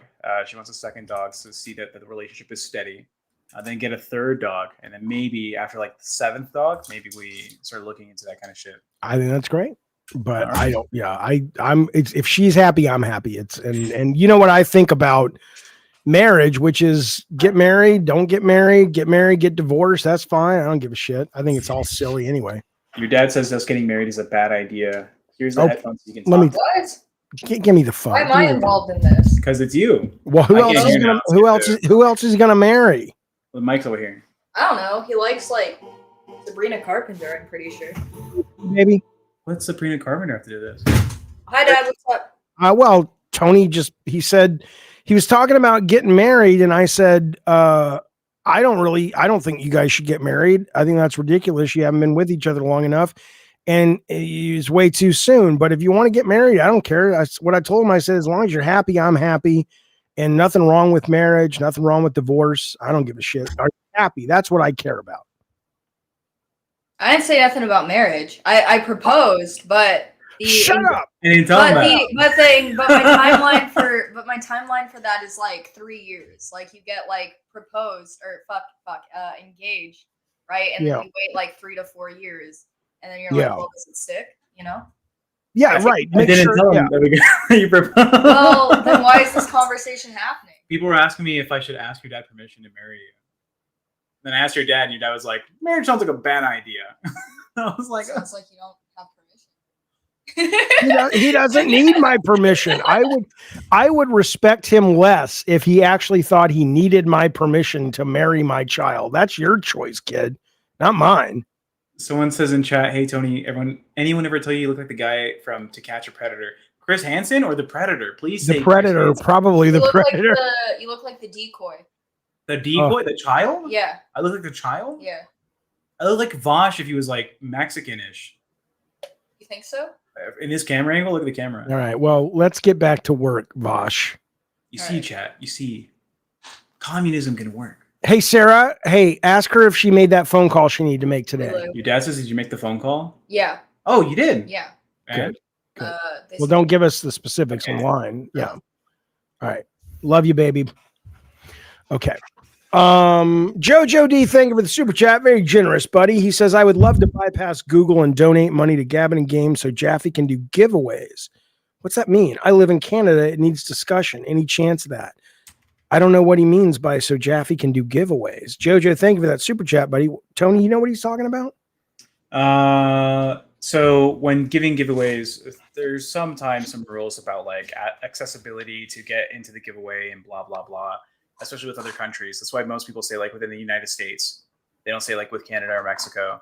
So yeah, but why does he need to donate money? So he wants to give us money that I can use to spend on giveaways? Well, I think I live in Canada part might just be like, there should be a way I can send you money that isn't just like donation to the stream. Yeah, Jojo D, you got to help us out with what the fuck you're talking about, sir. Thank you for the super chat. Thank you for being part of our community. You know I love that, but I don't know exactly what you're talking about, buddy. Okay. So what we're going to do is this. We're going to jump into what do we want to talk about? We want to go to the shoe interview right away, or what are we doing, Tony? What do you want to jump to? We want to watch a brand new trailer from South of Midnight and some gameplay from a game I'm kind of excited about, or do we want to jump right? Shuhei interview got very little traction. People were not so interested. All right, well, you guys watch it your own fucking self, then you son of a fucking go, you fucks. Yeah, I thought you guys would want to fucking watch some of that, but okay, well, let's watch South of Midnight first. It's only a minute and a half. Joe is saying, by the way, he says Canada doesn't allow what though? I don't know what he means. Like, you want to? Could you maybe reach out to good Sir Jojo D at some point to put on your to-do list, Tony? Yeah, I'll message him on Discord. Okay, here we go. South of Midnight. Who? South of Midnight. Oh yeah, South of Midnight. Here we go. Let me bring it up. This is the new trailer, just dropped today. It is all done with stop motion. It is 1 minute and 48 seconds. I have not seen it yet. I don't know what you just said on Discord. What? Oh, Jojo D is gonna reach out to Jojo on Discord. Okay, here we go. This is South of Midnight. And let's get to Lutron when we come back from this. Here we go, fellas.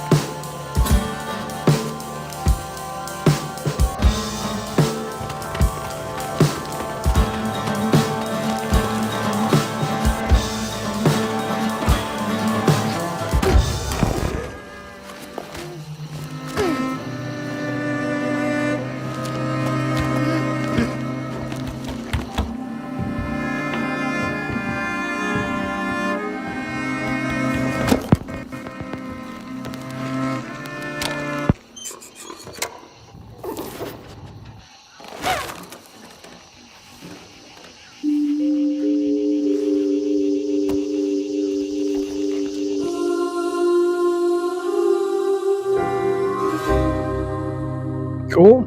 I'm super interested in this game. I don't know why people are so down on this. Oh, right, because she's black and it's a woman. I understand. Shut up. I'm just saying, Rob the Mod. Don't you agree? This game looks cool, man. What do people want? I don't know what people want anymore. Looks like a fucking cool story, cool narrative, cool characters, neat ideas, unique, fresh. People are, Doug Gameboy says no. No what? Why not? Can you articulate your criticism of said product? I agree with you, Joker. I think it looks cool, but I saw somebody yesterday. There was an image of the mother, the main girl's mother, and people were kind of like, already like, get this DEI slop out of here because she's a black woman. Jesus, why don't you just fucking? Where can I send your dry cleaning of your fucking hood and your robe, you fucking clan fuck? I mean, there's a point where it goes beyond you criticizing something because you genuinely have articulated concerns. And then there's a fucking point where you're just a fucking racist. I mean, can we all agree for the most part that there's nothing in this game right here that looks DEI yet? Not that anything's wrong with that to me, but there's nothing. It looks forced. What do you mean forced? It's about a woman living in and around the swamps of New Orleans. What do you think she's going to be? Maybe she'll be white. Maybe she'll be Creole, but there's just as much of a chance that she'll be American-born black woman. What are you talking about? What should she be in that environment? I think it looks fucking cool, man. Game Boy, again, are you just daft? Game Boy, you know I love you. Maybe. Wink. But you being Haitian is irrelevant. Why is the game lame? Articulate why the game is lame. And I'm not saying you're wrong. I'm asking you, maybe educate me. What is it you see here that you say, what is it about that you think is lame? How dare a black woman be a character in a region full of black people? I'm that's what I'm looking for. What he's talking about. Maybe he's got a point, but you gotta, let's see. Does he say anything? No, he says maybe we get to meet Marie Laveau. I don't know who that is. I'm hearing game is going to be pretty great. Previews going out now, says Machine. Yeah. It looks good. It looks really interesting.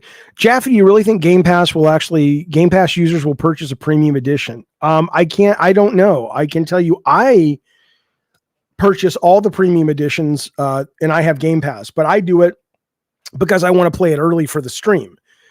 If it wasn't for that, probably not. I don't really care. All the things that they offer you in digital editions are things that they offer to fans that already love it.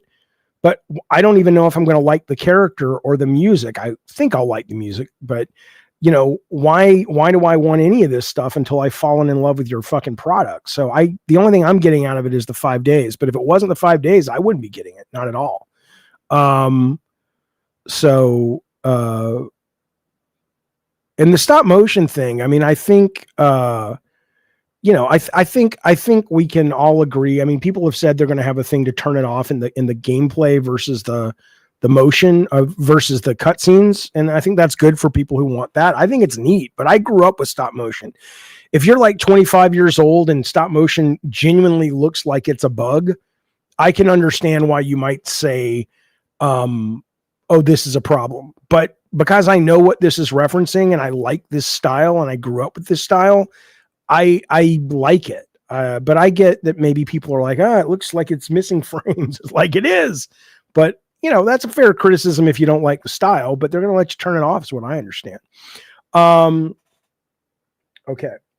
It's a good point though. Zeke says if she's not also a black female sumo wrestler, I'm out. You got to have your standards. I get it. Okay. Let's see what else you guys are saying. Jeeves says it's south of 30 frames a second. Come on, man. Game Pass Ultimate usually includes all day one DLC. Yeah, it doesn't with Premium Eternals. So day one Game Pass Ultimate will give you some of the DLC, but I do believe you have to pay. Like I had to do it for Starfield, Indiana Jones, all that stuff. But I was happy to do it. I think they're great games. Okay. Let's then I guess, I mean, do we want to watch the shoe interview? People don't seem really all that interested in it, so we can move on to other things.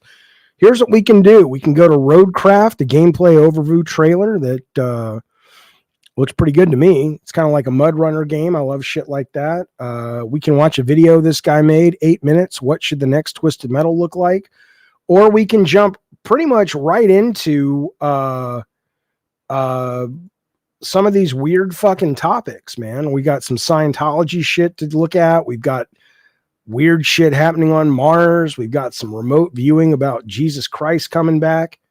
We got a bunch of that shit too. So what do you want to watch?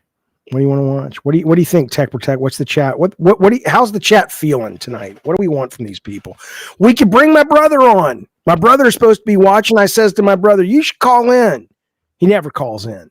And then Tech Protect looks at him and says, are you his younger brother? Fuck you, Tech Protect, you idiot. His skin is clear. He has like glowy skin. Yeah, because, shut up.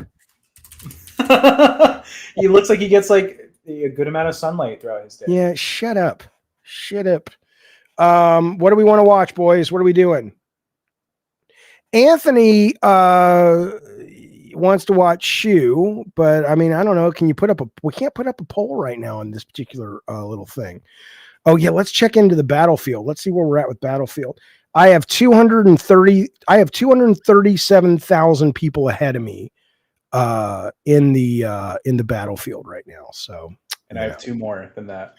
Ryan says, Jaffe, my membership to your channel ran out. How badly do you want me to resub? And where's your timestamps? I want everybody to resub, but here's what I'll tell you. I want you to resub if you get value out of it. That's it. That's the only reason.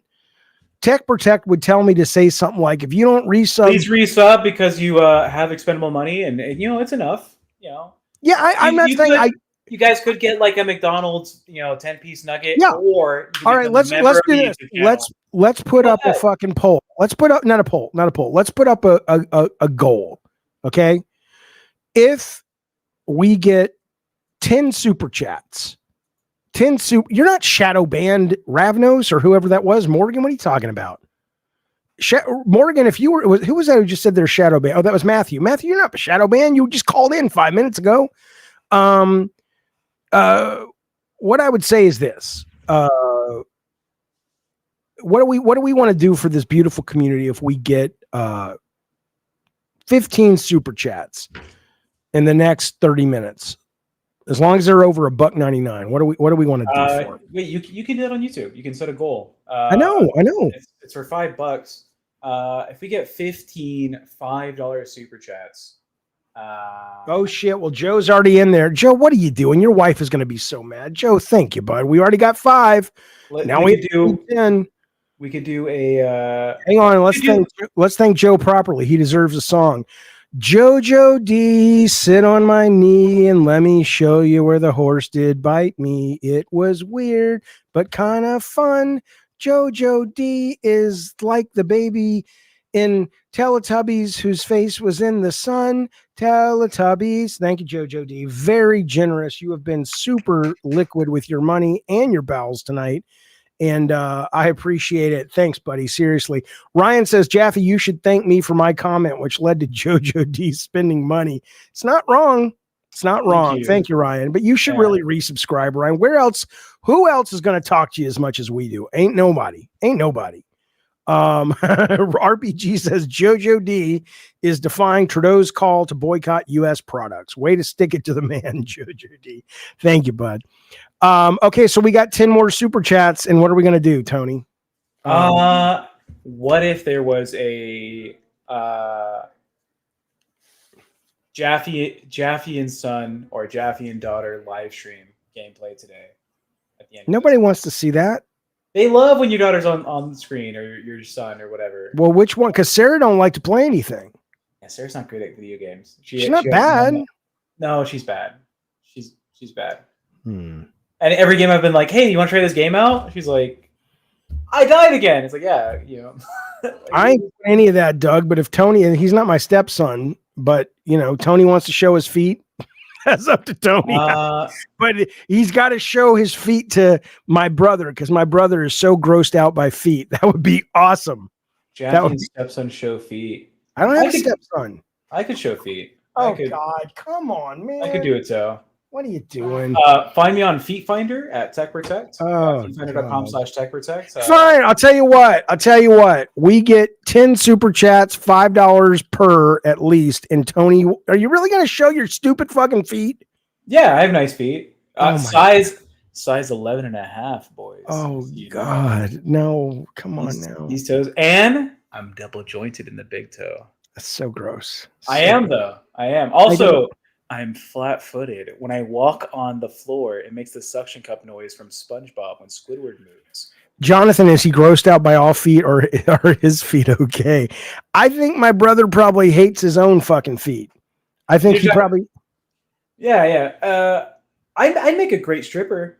I don't know if I've said this before. Not happening. My feet are so flat that I could suction up the dollar bills from the stage just by walking over them. Like it's a vacuum seal. We're never going to have success on this channel because the best we can do is showing your feet. No, it's not the best. But if we get 10 more gifted memberships, I will show feet on cam. But that's not why you should know. No. If you want Jaffe to order lunch or dinner today, 10 more gifted memberships. I just ate dinner. He could do double dinner, boys. Double dinner for Jaffe at 10 more gifted memberships. Secretary is always good to have as a fallback plan. No, we got to come up. We got to come up with something good. This is good. This is funny. We're all chilling. We're all hanging out. Yeah, but nobody wants to see your fucking feet, man. I don't know. JoJo sent 33% of the sub goal for the feet. All right, fine. If that's the goal, if nobody in the chat can come up with anything better, fine, I suppose. No, I'm not a YouTube prostitute, PK. I'm just furthering. He's not a businessman. He's a business man. Anatomy research. Yeah. Jeeves cabinet and feet. Jeeves doesn't want to see your damn. I don't want to see him either. Too late. How about 20? How about 10 super chats not to show his fucking feet? How about that? Oh man.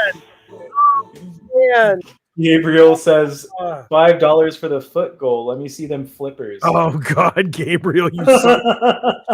All right, I guess that's it. $9. 9 more super chats, and we will see his stupid fucking feet. Can we pay not to see feet? Is there a bunion on one of the toes? That's got to be worth more. But no, we made a deal. I'm an honest. I have callus on my toes. Does your girlfriend know you're planning to share your feet with the world? Sarah, I'm doing feet on cam. She gave me 2 thumbs up. Oh, Sarah, you poor son of a bitch. She said, cool. Great. All right. Why are feet a thing people goon over, says Ravnos. I don't know. My guess is I've heard people say that there are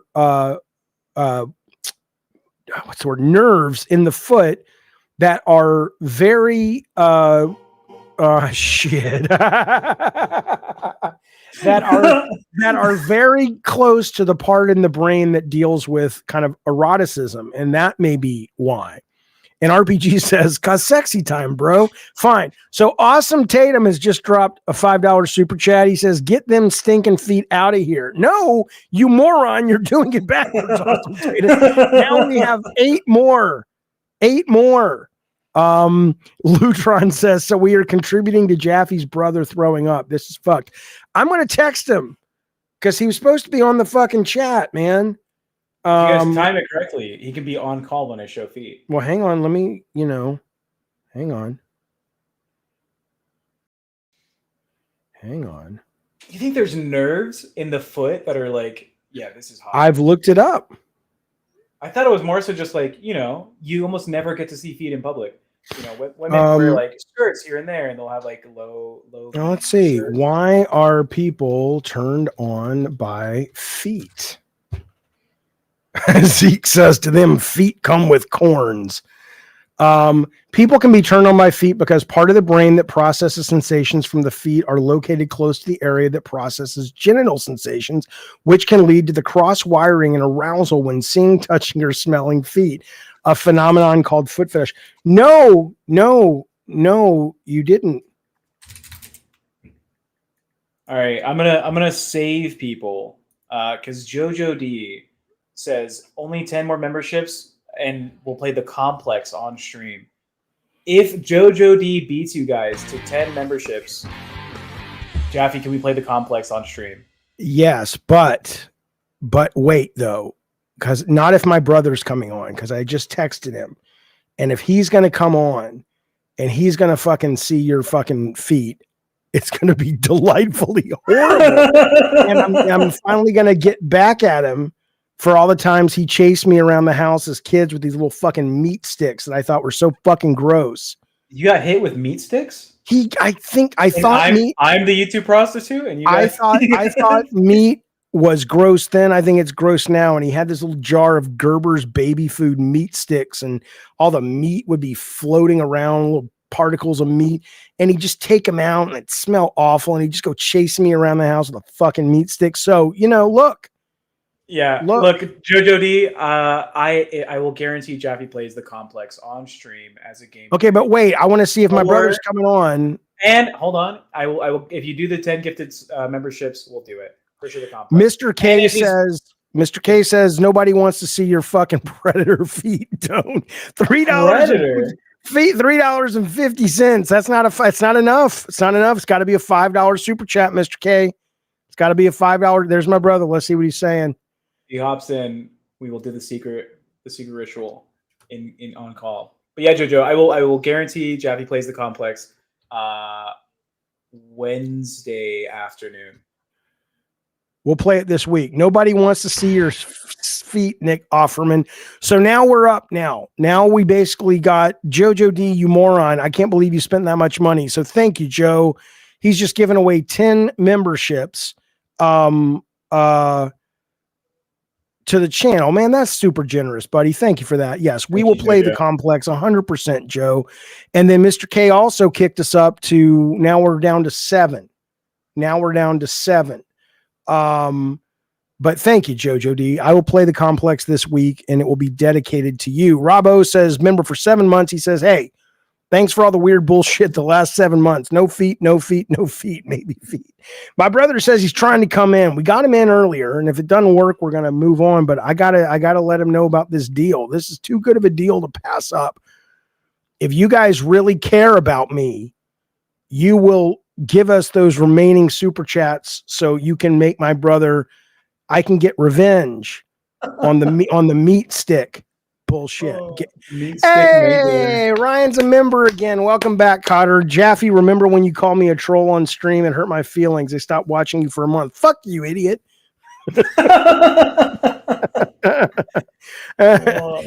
Thank you, Ryan. Thanks for being a member, buddy. You are a troll, but I love you and I want to make a baby with you in my fantasies. Ryan, seriously, thanks, bud. Where's my brother at?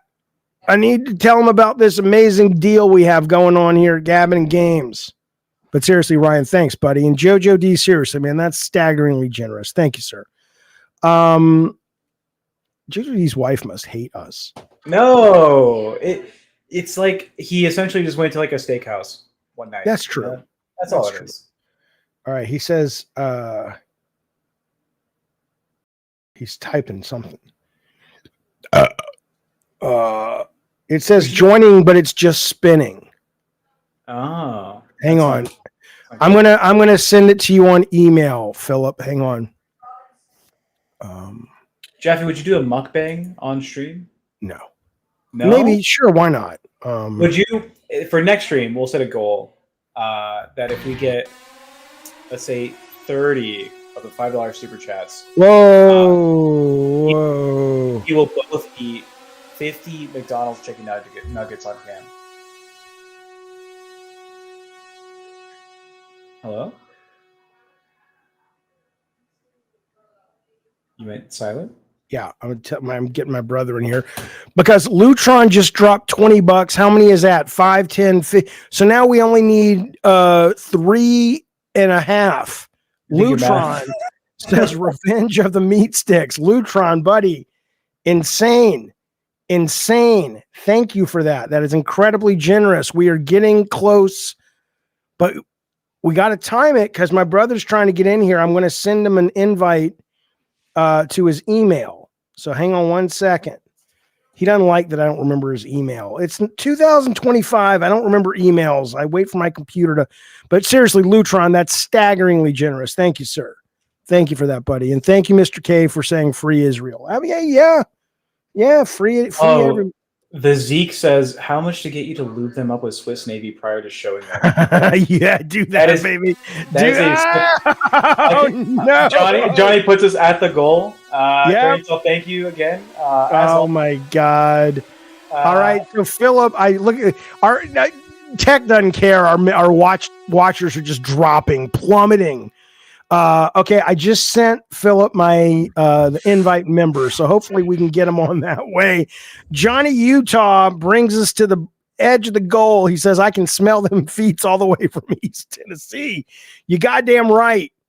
You goddamn right. Okay, so we're there, right, Tech? We're there. Look, Zeke privately. We've already reached the goal, Zeke. No more. But Thank you guys. If you privately do a $50 super chat, I will lube up the feet. Don't do that. Don't be that guy. $50. Don't. He just paid $20. Why would?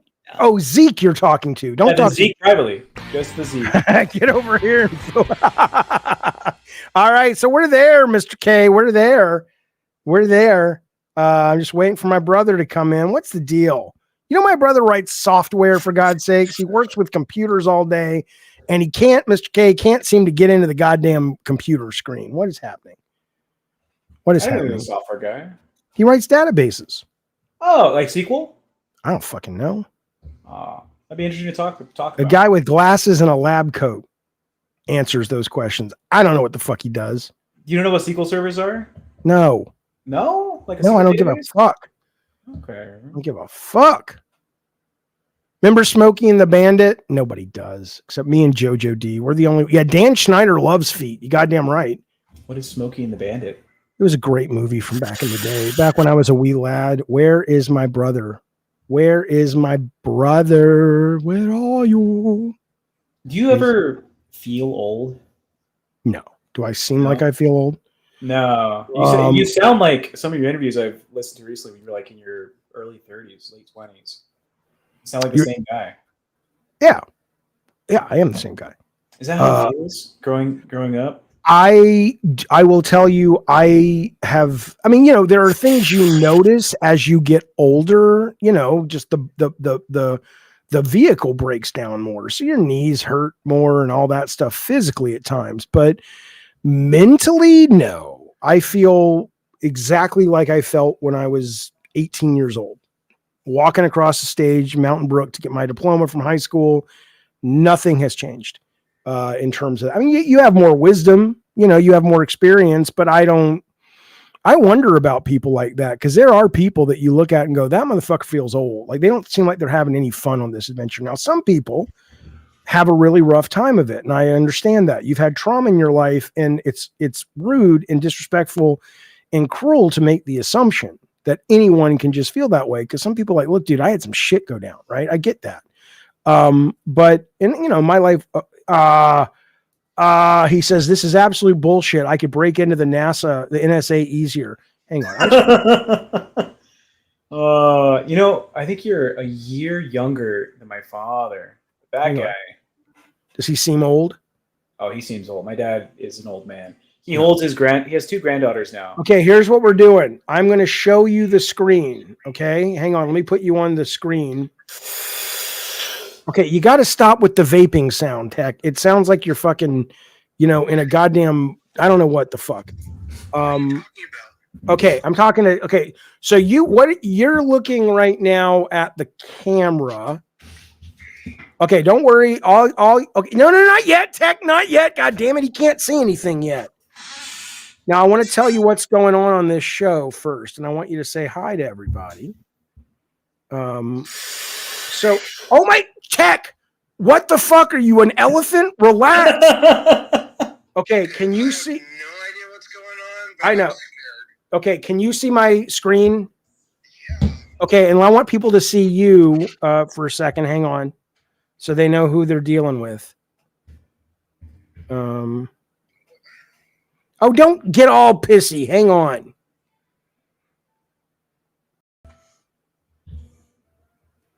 Fucking piece of shit phone. 2 50-year-olds figure out how phones work. Shut up. Okay. You almost got it. You got it almost.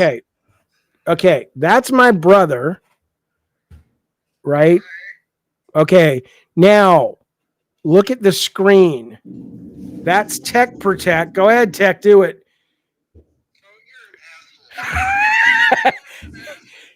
because people paid $100 for him to put his feet on the screen. And I said, don't put your fucking feet because Philip will lose his shit. And then I said, but he chased me around the house with meat sticks. Put him back up there. Jack. Get him back up there. Money. Hang on now. It's like a core workout.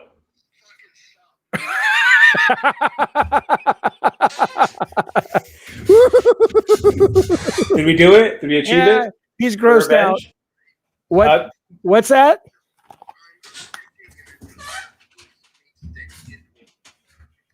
And I'm just mailing the whole thing to you. I won't open it. Grody. God, that's nasty. I know he was like, I'll show my feet. He's like, I got a callus, got a bunion. I know. They're strong feet. This is dating this guy. Oh, is that who that is? Yeah. Okay. Nice to meet you, future uncle, maybe, possibly. Javi didn't give me permission to marry. Oh, you can't hear me. People are watching and stuff. Yeah. Okay. All right. I'll let you go. We'll figure it out later. I seriously doubt it. Bye. Oh, well. Well. All right. Well, hey, we did it. Look, you got to see Tony's dumb feet, whatever the fuck that was worth. How'd that feel, Tony? Did you enjoy that? You can find me on FootFinder at footfinder.com. Is that a real thing, FootFinder?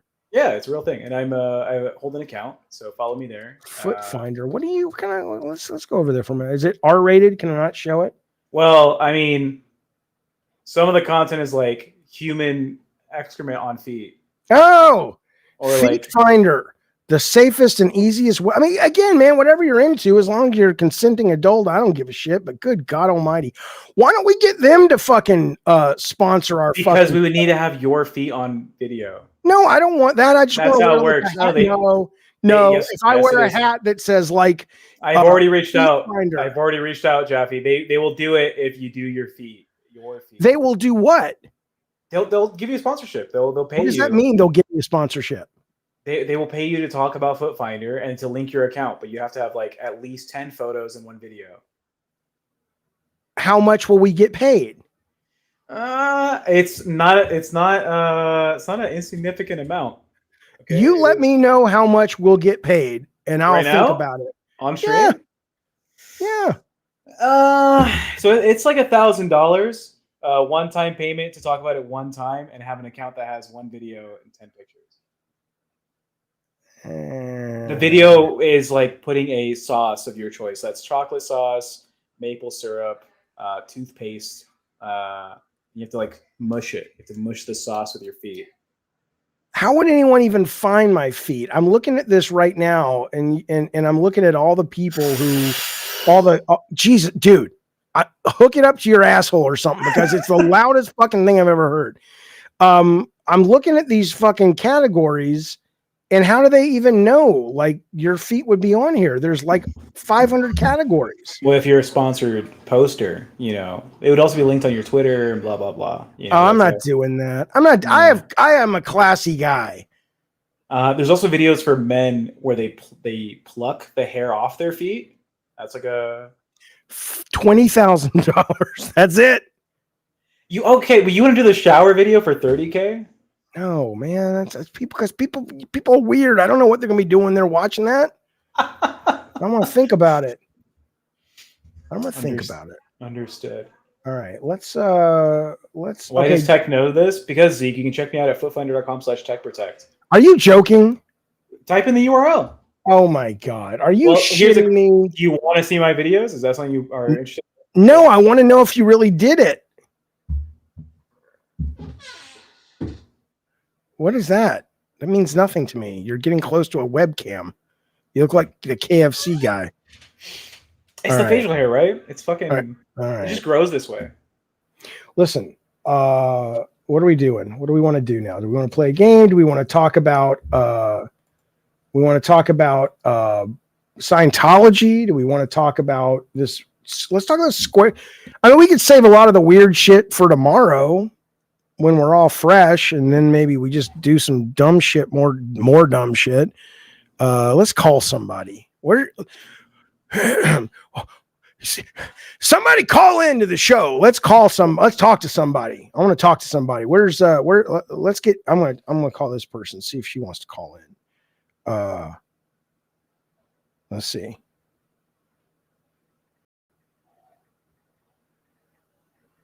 Gary Turbo. I think Gary Turbo's asleep. Let's see if this person wants to call in. Let's talk about the weird foot stuff tech is making you. Hey, again, they are consenting fucking adults, dude. I don't give a fuck. As long as they are taking care of each other and they're good to each other, it's none of my goddamn business. I don't care. Never understood that. Me and your daughter? Yeah. Yeah. I mean, I'm like what's the word? I don't want to know, man. I don't want to know. No, I already saw enough today. We're pretty progressive people. Please stop. Please stop. Please. This stop. morning you were like, were you late because you were deflowering my daughter? Yeah, because that was charming and folksy in my sort of, way of speaking. I don't need any images in my brain pan at all. No, progressive. I don't mind. I mind. I have to hear it. If I do things? Oh God, I don't care what you guys do as long as you're nice to each other and it's consensual. Yeah. I just don't want to know about it. Okay. Kidding me? It's always mostly consensual. Oh my God. I'm joking. Have you ever thought about getting piercings, Jaffe? No. Why? Why not? Why would I do such a thing? I had a friend in high school. He had nipple piercings, but he had magnets on the end, and his girlfriend at the time had the same nipple piercings with magnets, and so when they would hug, their shirts would get stuck when they would like separate. People are dumb and weird, and I hope they all die. He also had a split tongue. He's a crazy guy. Let's talk about Mars then. If nobody's going to call in and talk to us, what's wrong with you people? Why won't you call me in Tech Protect? Why won't you call? Yeah, ask me anything as the. All right, listen, here's what's going on. Why is everybody talking about the square structure captured on Mars? Okay. Elon Musk wrote this. We should send astronauts to Mars to figure out what's going on. Let me share this with you. I'll show it to you. There we go. Here's what it looks like. Okay. Now, every now and then, robots on the surface of Mars with a spacecraft orbiting the planet send back fascinating images of rock formations on the red planet. This is from the great site IFL Science. I fucking love science. I wonder if anybody knows where that actually comes from. I fucking love science. I bet you don't. You might, but I bet you don't. These can range from the interesting, such as the donut-shaped rock that may not be from the planet, to the silly, hello, avocado rock. What's up, big pile of bones on Mars? But this weekend, people have become particularly excited by a square structure photographed by the Mars Global Surveyor. After receiving reasonable attention on Reddit, subreddit Aliens, it attracted eyeballs after popular podcaster Joe Rogan and Elon Musk started posting about it. Here's what Elon said. He said, this is Joe Rogan. He says, this is fucking wild. And Chris Ramsey says, this is a photo from a square inch on Mars posted to Reddit. It is real. The image originates from the Mars Global Surveyor. The original image can be viewed through Arizona State University's Mars Explorer. And then Elon quoted, we should send astronauts to Mars to investigate. So what's going on? As explained by the community notes on Musk's own website, the image has been altered somewhat from what was originally captured. Of course it has. However, it does come from a real image taken by the orbiter showing a squarish feature, assuming you fill in the lines in your own head. And that's this right here. That's still pretty fucking impressive. The whole image shows an area about 2 miles across, according to Arizona State University Image Explorer. People have speculated wildly, claiming that nature creates no such structures and that the structure may be a buried ancient settlement. As fun as that would be, we're likely looking at some interesting rocks. Nature, despite claims to the contrary, does throw up some interesting features and structure, from the hexagonal columns of Giant's Causeway on Earth to Saturn's polar hexagon.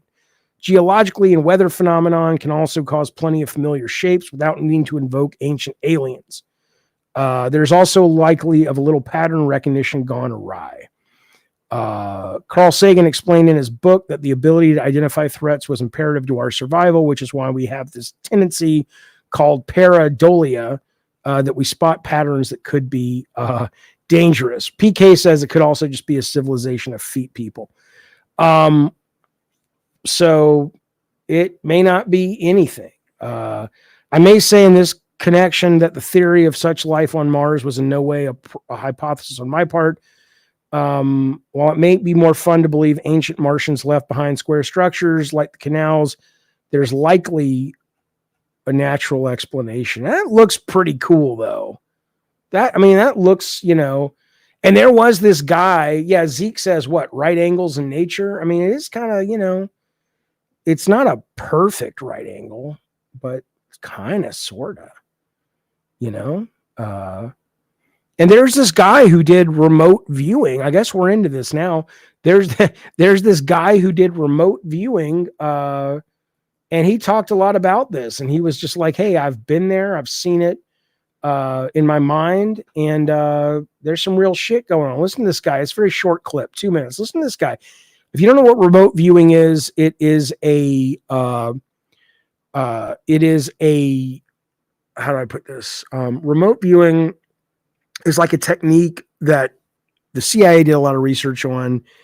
Apparently you can learn to do it, but there's a lot of people who have debunked it, and they say that it allows you to basically go anywhere in space and time and actually observe things that are happening. So this guy, Chris Bledsoe, tells Sean Ryan this. It's kind of like astral projection, Joker, but it's not actually Switch tabs.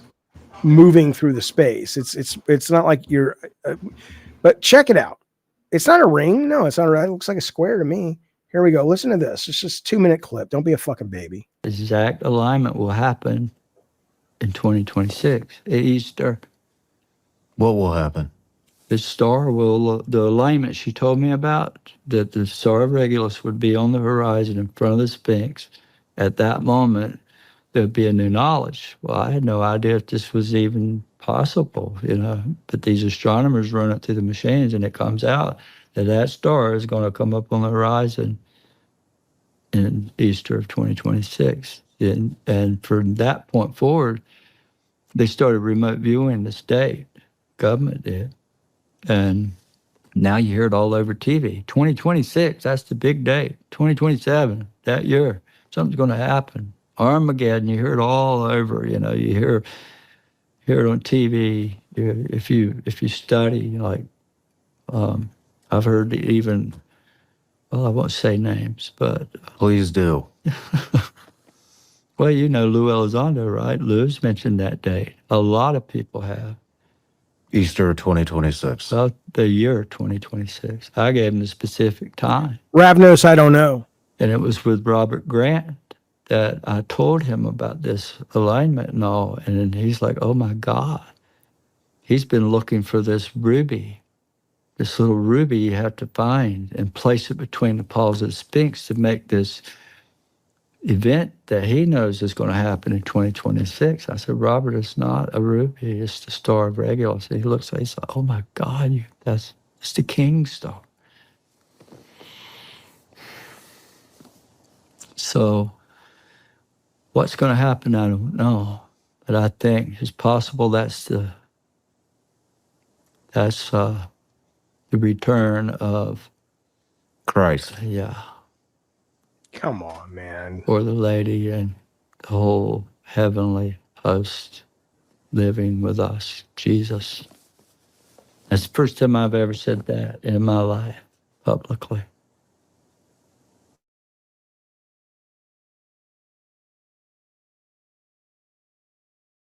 Whatever. I mean, look, I'm a fucking believer in. Shut up, Mute Mo, acting like he's falling asleep. We just did feet for you, you fucking motherfucker. I look, I don't believe anything, but I believe everything, right? I don't know what this guy's talking about. I have seen some. This guy says the clip made me lose brain cells. Yeah, I don't know. I don't fucking know what's real, what's not real, but you know, I know this. You can get a Minecraft burger. Check it out. Look at that. You want to eat a burger in Minecraft? Look at Switch it. tabs. Look at it. Yeah, switch What? tabs. Oh, Switch yeah. your tab. Yeah. Look at that. It's a thank you, Mute Mo. Look at that. All right. I don't like hamburgers. I don't eat meat, but that's kind of cool looking though. A Minecraft burger. Look at that goddamn thing. We have two callers, Jaffe. One is P Turtle. Oh shit, here we go. Let's get Toyota first though, because then we'll get P Turtle. Toyota, what's your name? Toyota somebody? What's up, buddy? You're real low, man. What's going on with try that now, man. I'm wearing headphones, but the audio's no, coming through you my got phone. it. You got it. Perfect. What's going on, Toyota? Yeah, I was just wondering what your thoughts were on Western games versus Eastern games, like Japanese games, because there's so many people who want to act like Japanese games are I guess better by virtue when it comes to, but in my opinion, most Eastern like Japanese games are like JRPGs.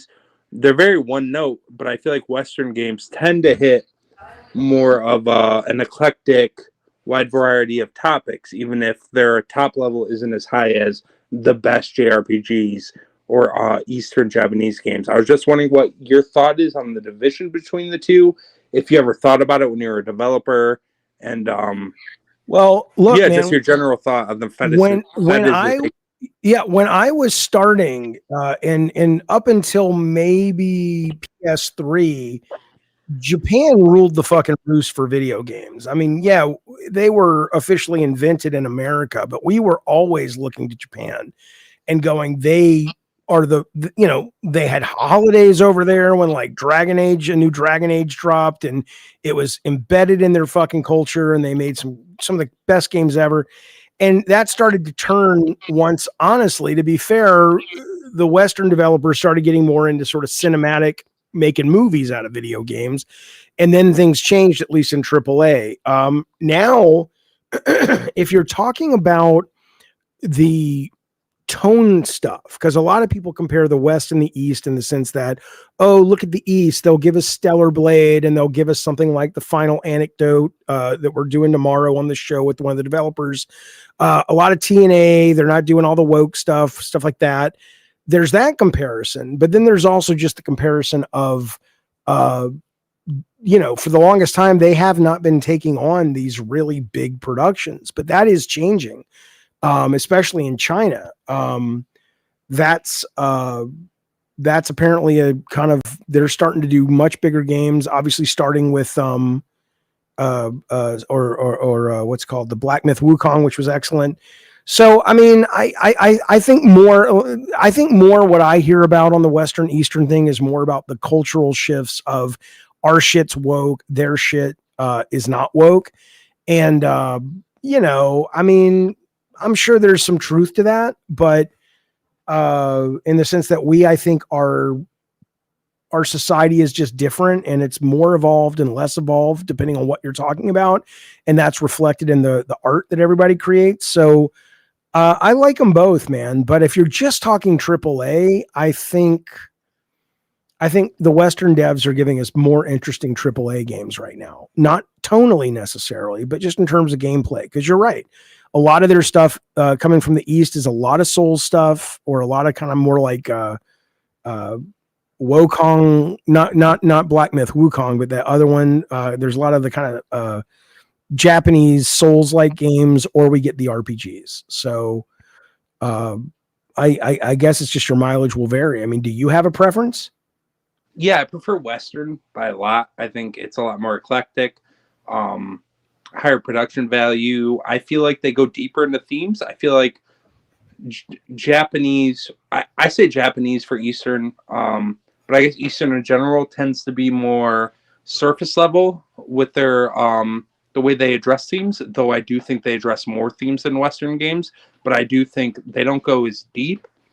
So it's more surface level. But my big thing is, and it weirds me out really bad, why so many dudes, especially in the West, America, and I'm sure Europe, they fetishize cartoons and they make it seem like that's what real women look like. And I frankly don't. It's almost an infantile, like they infantilize like infants the way their women look. And I have a theory. I don't know. Do you have a theory as to why that's the case? I know exactly what you're talking about, but yeah, they like cartoons. They just want to fuck cartoons, and it's so weird. I'm gonna let you go because my audio's weird. All right, but I was just wondering what you think about the fact that they all just want to fuck cartoon kid-looking girls. Okay, fair enough. I'll talk to that right now. I mean, honestly, what I think it is now I could be wrong on this. There may be a lot of guys out there that have a lot of experience with women in a sexual way in the real world, and maybe they're still into cartoons and shit like that. But my assumption had always been that they were into the anime chicks because it was kind of it didn't come with all the messy parts of reality. You know, I was joking about it on Last Stand Media about 2 months ago, saying that an anime woman's, you know, hoo-ha probably smells like strawberries.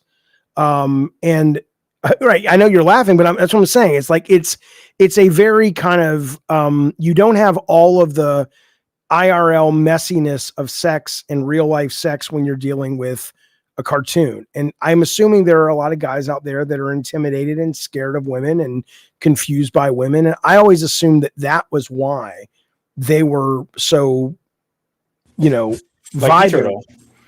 Like P Turtle. Yeah, I don't know, but that and maybe that's not correct, by the way. Maybe that's not what it's about. But that was just my guess. That was just my guess. So you can like anime games and not be a gooner for 2D girls, says Ravnos. No, I know. I'm just saying. That was my theory. Arathizel says I grew out of cartoons when I got with a real woman. Right. All right. Kevin says Jaffe's acting like he doesn't know about the topic. I don't watch anime. I don't have any problem with anime. And I was recommended an anime recently on Amazon from Tech Protect, Pantheon, I think, and I'm very eager to watch it. But I don't tend to watch a lot of anime. I'm not saying I don't. Look, I have a Spider-Woman anime model back there. I'm not saying that they're not attractive. They are. Anime's for losers. Okay, well then I guess I'm a loser, P Turtle. What's up, buddy? What's going on? I wanted to talk to you about, first of all, just to say something real quick to Tech Protect. I've had multiple girlfriends. I have a girlfriend right now, and I've also had a lot of sex in my life, which I'm not proud of because I found God. And your girlfriends are rated by their GPA because they're still in high school. That's great. That's not great, P Turtle. That's not. Why wouldn't that be great? Should I get an old expired woman? Aren't you old and expired? Yeah, I am. Why would I want to have sex with something that looks and sounds like me? You gotta looks match, man. You have to be at your level, you know? Hell no. Somebody as talented and as charismatic as I am, I deserve the best. All right. Well, what do you want to talk about, P Turtle? What's going on, buddy? I watched your video defending Alyssa Mercante. I wasn't really defending Alyssa Mercante. Oh, you were. Well, I wasn't. I was simply saying that I was attacking the position that she had blown up her lawsuit by the things that she said on the show, which was my show. And whether or not I happen to like Alyssa as a human and everything I know about her so far, I've had a pleasant experience with her and I do like her right now. And I'm, who knows if she's the devil, like you guys say, but that has not been my experience. Right. But that wasn't what the video was about. The video was going, I've looked at the lawsuit. What are you guys talking about? Everything you're saying she did has nothing to do with this lawsuit. That's what I was defending, which was, or that's what I was pushing back on, which the accusation that anything she said on my show was harmful to her lawsuit. Well, I don't think it was just everything on your show, but altogether, everything that she said prior to coming on your show, I think her being on the show hurt her case. In your video, which I think you should have done more research before making that video. Mm-hmm. In what way? I'm gonna explain. She has tweeted before alluding to actually doing sex in sex work. Tell me. Okay, well, tell me what she's tweeted.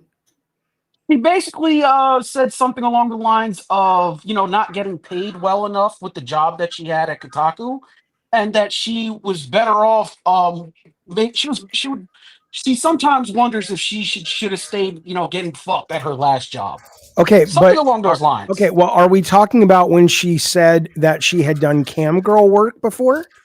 No, she literally wrote that she got fucked in her last job, and instead of getting fucked in the, in a metaphorical way like she was at Kotaku, she would rather just, get paid more like she used to by getting fucked. Well, like literally. again, okay. I would say to you that, and I have the tweet if you ever want to see it. I would send it to me right now. Send it to me right now. I've done my research. I'm not saying you haven't. And you should have done the research before you made that video. Well, okay, but unlike you, I understand that. I mean, if you go back through tweets I've said, and if somebody said, Jeff, you're actually secretly a racist, and if my response is, yeah, that's it, pal, I'm the most racist motherfucker in the world. Me and Hitler hang out every Sunday night, right? Clearly, for a million reasons, that's not accurate, right? So my guess is just like the other tweet that you thought was a smoking gun, where she said, how'd you get your job? And she said, oh, I suck dick. I don't think she's really saying I suck dick to get a job.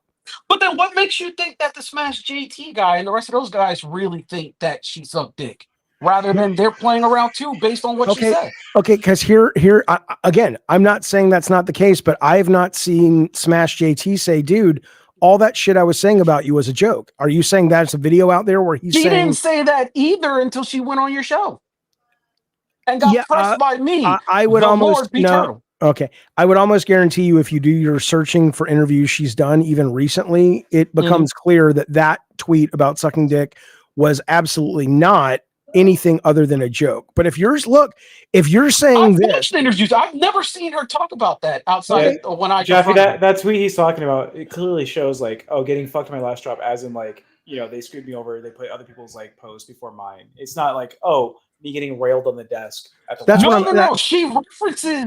She references getting fucked at her previous job, and as in like getting fucked over. Exactly, but meaning that she's making the joke. I'm assuming it's a joke. It's not a joke. It's the English language, P-Turtle. If you don't understand it, I get it. All right, can you read the tweet out loud? Post it. You're reading it right now. Read it out loud. Post it. Just tell me where to go to get it. I don't want to. I don't know how to post on this thing. Just read it. What do I just shut up? What do I type? Somebody. It's the producer.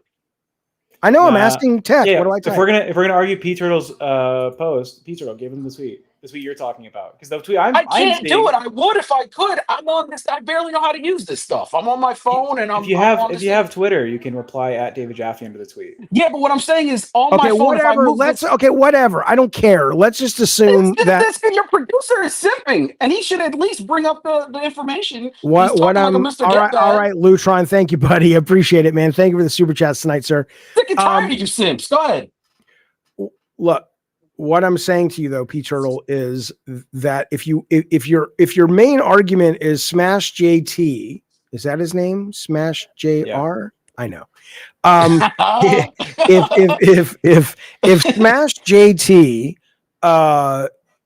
is saying, dude, all the shit I've been saying about Alyssa, dude, I'm a character. I'm a heel in wrestling. It's a joke.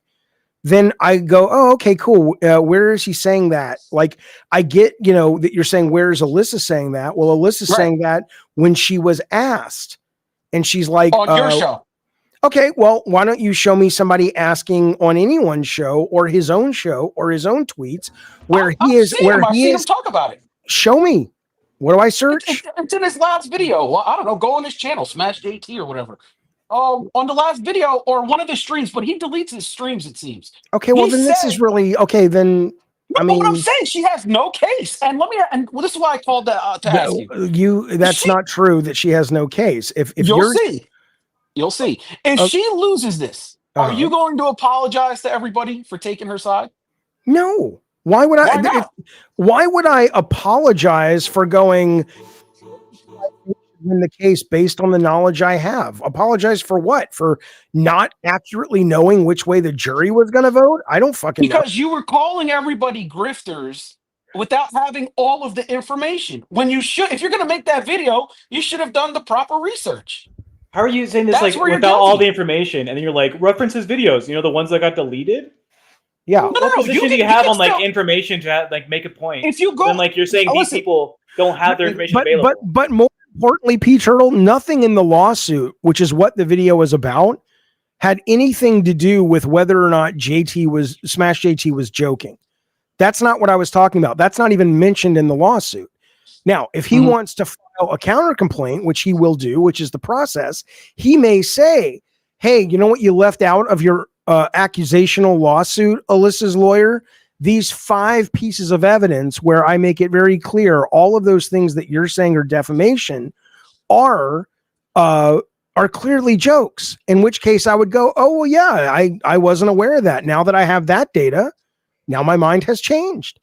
That's what it means to. But I'm just saying, when you made that video, you were basically calling everybody liars and saying, don't trust these people.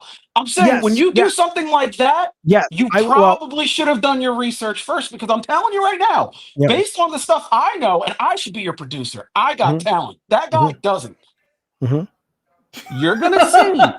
You're gonna see. But again, everybody on I the don't is gonna have come after you, and I can't protect you, Jaffe. I'm your friend. I cannot protect you. I don't have a dog in the fight. Like I said, right now I have no reason to think anything other than Alyssa is a very pleasant, nice, smart woman.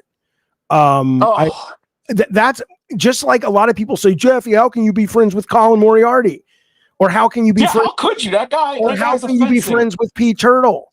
And and the answer is, until I actually experience evidence from these people that you guys seem to claim make them the devil, why would I just believe you when I have firsthand experience with these people? Well, the firsthand experience you got, like I said, she was putting on an act. Sure. So if I get to know her and she'll be on the show, I think, this week again. If I get to know her and over time it's clear she's full of shit, then I'll fucking call her full of shit. Are you going to do callings? Callings? Calling in. Yeah, callings. Oh, not maybe, but not this. Her coming on now. We're going to do game discussions, something you know nothing about. We're going to actually talk about video games and playing games and what she's liking and what's working. That is what we're talking about, because the last episode she was on was all about the politics and the culture war shit, and now we're going to be getting more focused on game stuff. Let me read these chats real quick. Don't go anywhere, Pete Turtle. Hang on. Starting to sound like JFK. Fuck.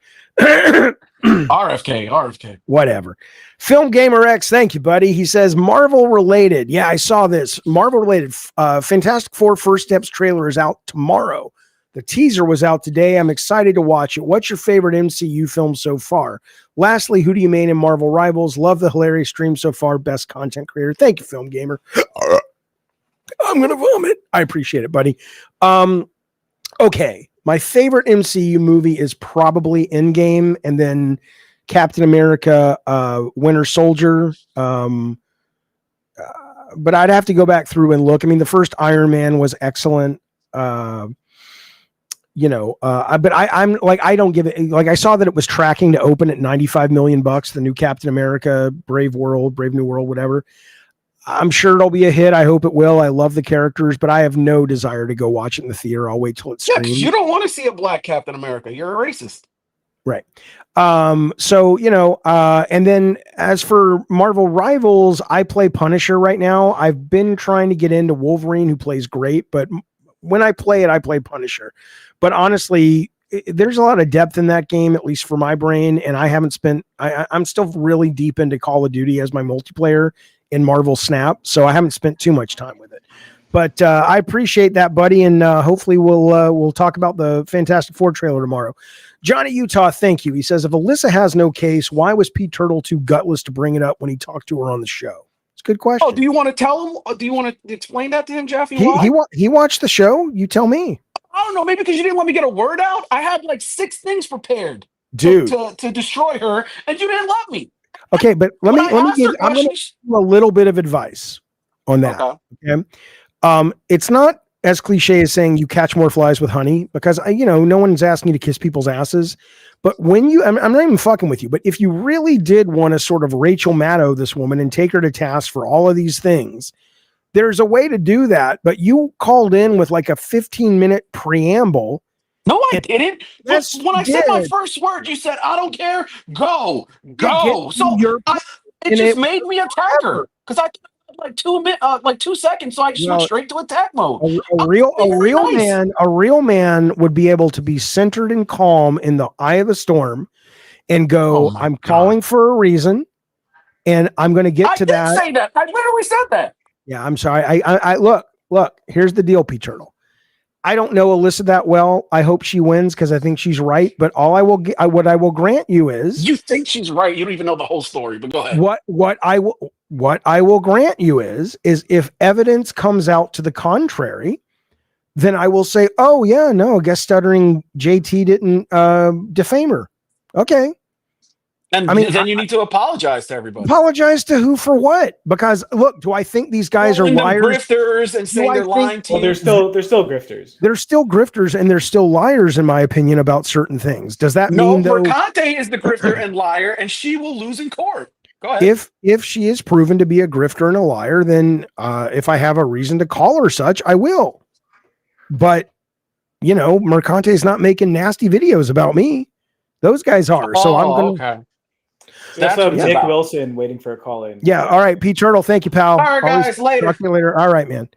All right, Nick Wilson. What's up, champ? What's going on? Nicky Wilson. Nick, you there? Nick Wilson was a man who wanted everybody to look at his feet. What's going on? Fantastic Four trailers out tomorrow, Kevin. Yes, absolutely. Looking forward to it.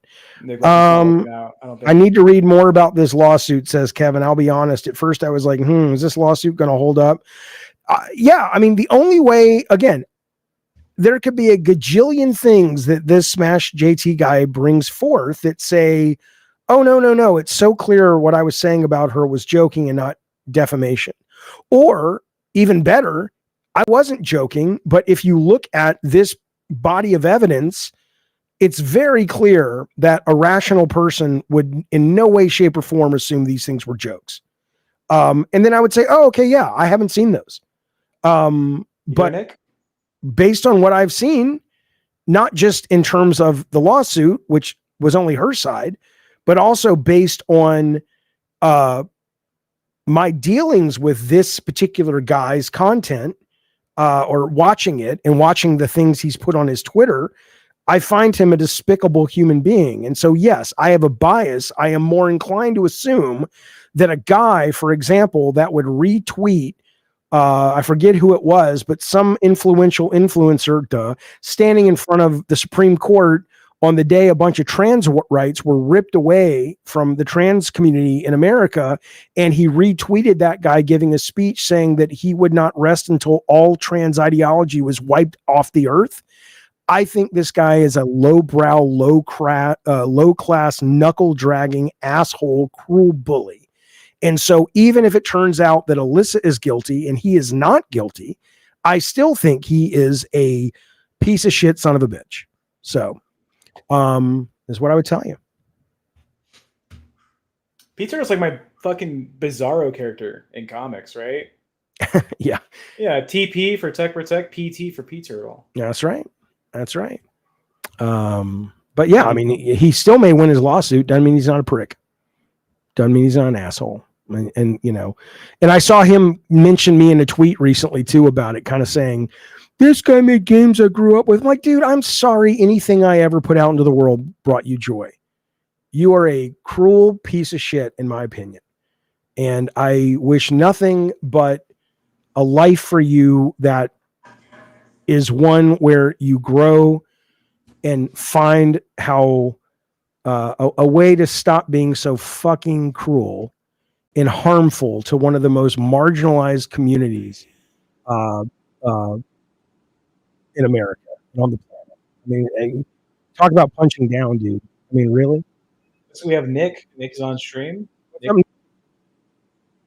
Nick, you there? Hi, can you hear me? Hello, we hear you. Hello? What's up, buddy? Cool. I just had a question. Do you think there's a middle ground between thinking that maybe representation has gone too far to the point of alienating your fan base or the general people who play games versus thinking that there should be no representation? Because I'm pretty left-leaning. I'm quite left-leaning, and so are my friends. We all worked at a game store, and we watched the Game Awards every year, and we did the math, and it was over 70% of main pro tags were women for new IPs, and we were like, yo, like, we're cool with playing as chicks too, but I'm not one of those people who will ever like bitch like about Dragon Age or anything like that, because I think it's cringe to bitch about it, but it's also kind of cringe to where it's like 70% in a heavily male-centered hobby is female pro tags, especially women of color. I have no problem with women of color, but do you think maybe we could admit that maybe they're going too far to an extent without also being like a bigot and being like, fuck this, I'll never play as a woman, I'll never play as a black person? I wouldn't articulate it as going too far. I think, but I do. Here's what I think. I think 100% that executives have done a poor job shepherding the creatives, because I absolutely think that, you know, when you're spending a lot of money, and this has always been my stance, when you're spending money on an indie game or a AA game, or you're willing to shit the bed commercially, but you are making an artistic statement with your product, I think game on, it doesn't matter. I think, though, if you are in a business and you are trying to appeal to a very large audience, many of which are straight men, but not all of them, and it's not even a vast majority of them, but it's certainly the majority of them, I think you have a responsibility to tell the creatives that work in your department, I want you to be as creative as possible. I want you to get in there, and if you want to express something artistically and you and the team feel it's good for the work, great. But you gotta play within these bounds, because our number one job is we're a business. And if we're spending $350 million on Dragon Age Veilguard or whatever it costs, I think an executive should have stepped in and said, I don't care if you have the stuff in your game. I even agree with this stuff, but the writing's kind of not great in terms of the tone. And it's so on the nose that it's kind of going to piss off a lot of our audience. And if they say, but we want that, and the executive says, cool, then okay, game on. But my guess is that what's happened is a lot of these people's hearts are in the right place. My heart is in the right place. Most people on the planet do want equality. Most people, I don't think, are. I think everybody's racist to an extent, but most people are not. Like, if it's pointed out to them, oh shit, I was being racist, most people would feel awful about it. But everybody has blind spots. But I think what ended up happening is they had their heart in the right place. They overcorrected to such an extent, and they forgot to keep their eye on the budget not aligning with people being willing and ready to sort of embrace that level of change and difference at the level that they were at. So I do think when you're talking that kind of money, there should have been a better balance. And I don't think that means you don't do it, but I think you do need to keep your audience in mind more when you're spending that kind of money. But it doesn't mean you don't grow. Can I ask you a question? So if you were, a director nowadays and you have a sick game in development, say you're a few years in development, and, the gameplay is top-notch, cinematics top-notch, soundtracks top-notch, all of that. And then a lot of your devs, I don't know how game dev works, so this might be a silly even example. Okay. But just contextualize it to, whenever it would fit. Just be like, hey, we like this game. We think we're killing it, but we think it lacks diversity. We think our main character should be like a black woman of color, bisexual. And I'm gay, by the way. So it's not like I hate that. But I'm just saying it's so clear when they have an agenda. I'll still play a game, by the way, like that. But I kind of get what the other side's saying. I think the other side... cut it down for the fact of sales. Would be like, no, dude, Gamergate 2 is basically here. Everybody's going to hate on us. Would it be smart to be like, no, dude, let's just do a dude. Let's just do a white guy. I'm not trying to spread a message and lose our game sales by 25%. I think the way you're framing it becomes hard to engage with that hypothetical, because you're saying you're saying things like agenda, right? And you're saying things like Gamergate is somehow so powerful, blah, blah, blah. And it's like the agenda thing is a problem because every game has an agenda. Every choice is a political statement, even if you don't know you're making a political statement. And so the idea of saying, you know, so here's what I would say as a director, if I was making a big budget action game that I knew we needed to get as many eyeballs and hands playing it as we could, I would say, where is the temperature right now in the country for, let's just say we want to make a game about a black trans man. Where's the temperature for that right now? And I would say, okay, here, what we can do that's on the nose can be maybe 5% higher than where the temperature is if it's well written, is what I would say.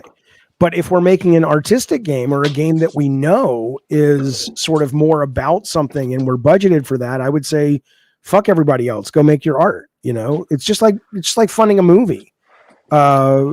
And I think, honestly, I think a lot of people, the last thing I'll say is you have to understand that a lot of people who make games live in very diverse environments and work in diverse environments.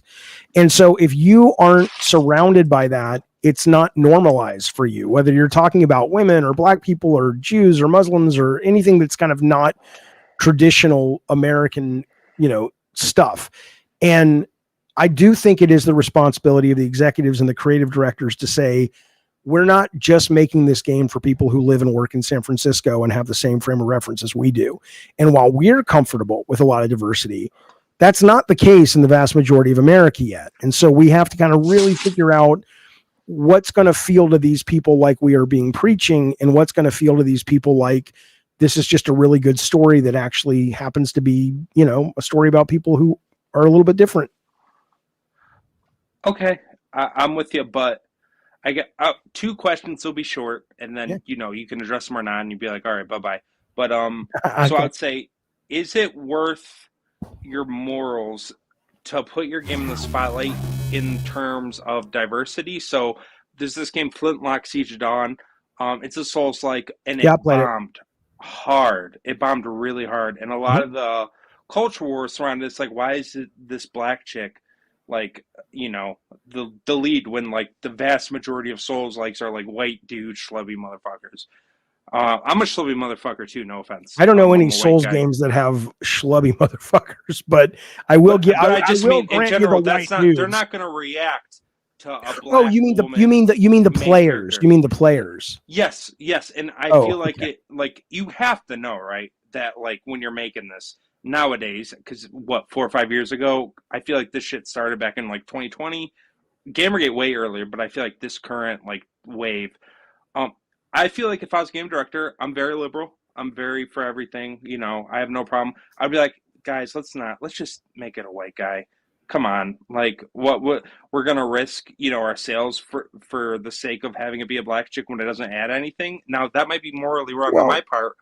But it's like whether it adds something or not. I mean, I think it may not add something for you, but here's what I would say though. What I would say honestly is it really does depend on what you're making. If somebody came to me and said, Jaffe, we're going to give you $400 million to work with this team, and you get to direct the new Gears of War game, I would basically go, okay, who's my audience for this? Who's my main audience for this?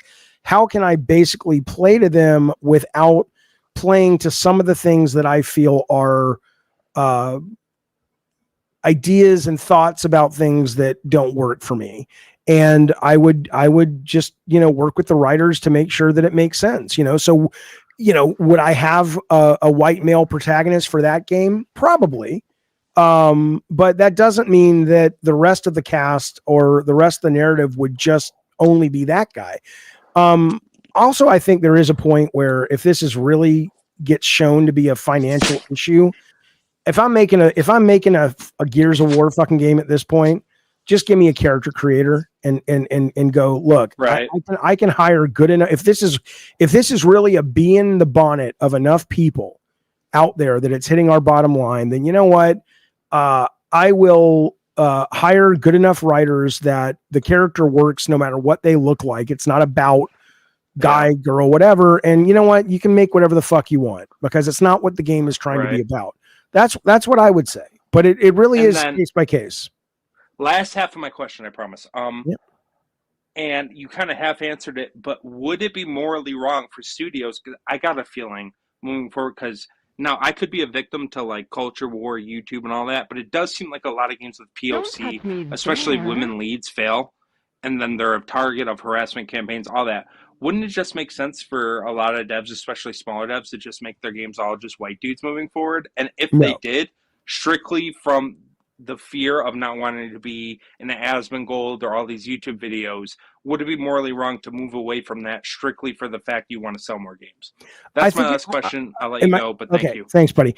I think my answer to that question is it depends on what your goal is. If my goal is to make a action shooter with a protagonist, and it doesn't really matter because it's not about anything, like who this character is, I don't think you want to make South of Midnight with a character creator.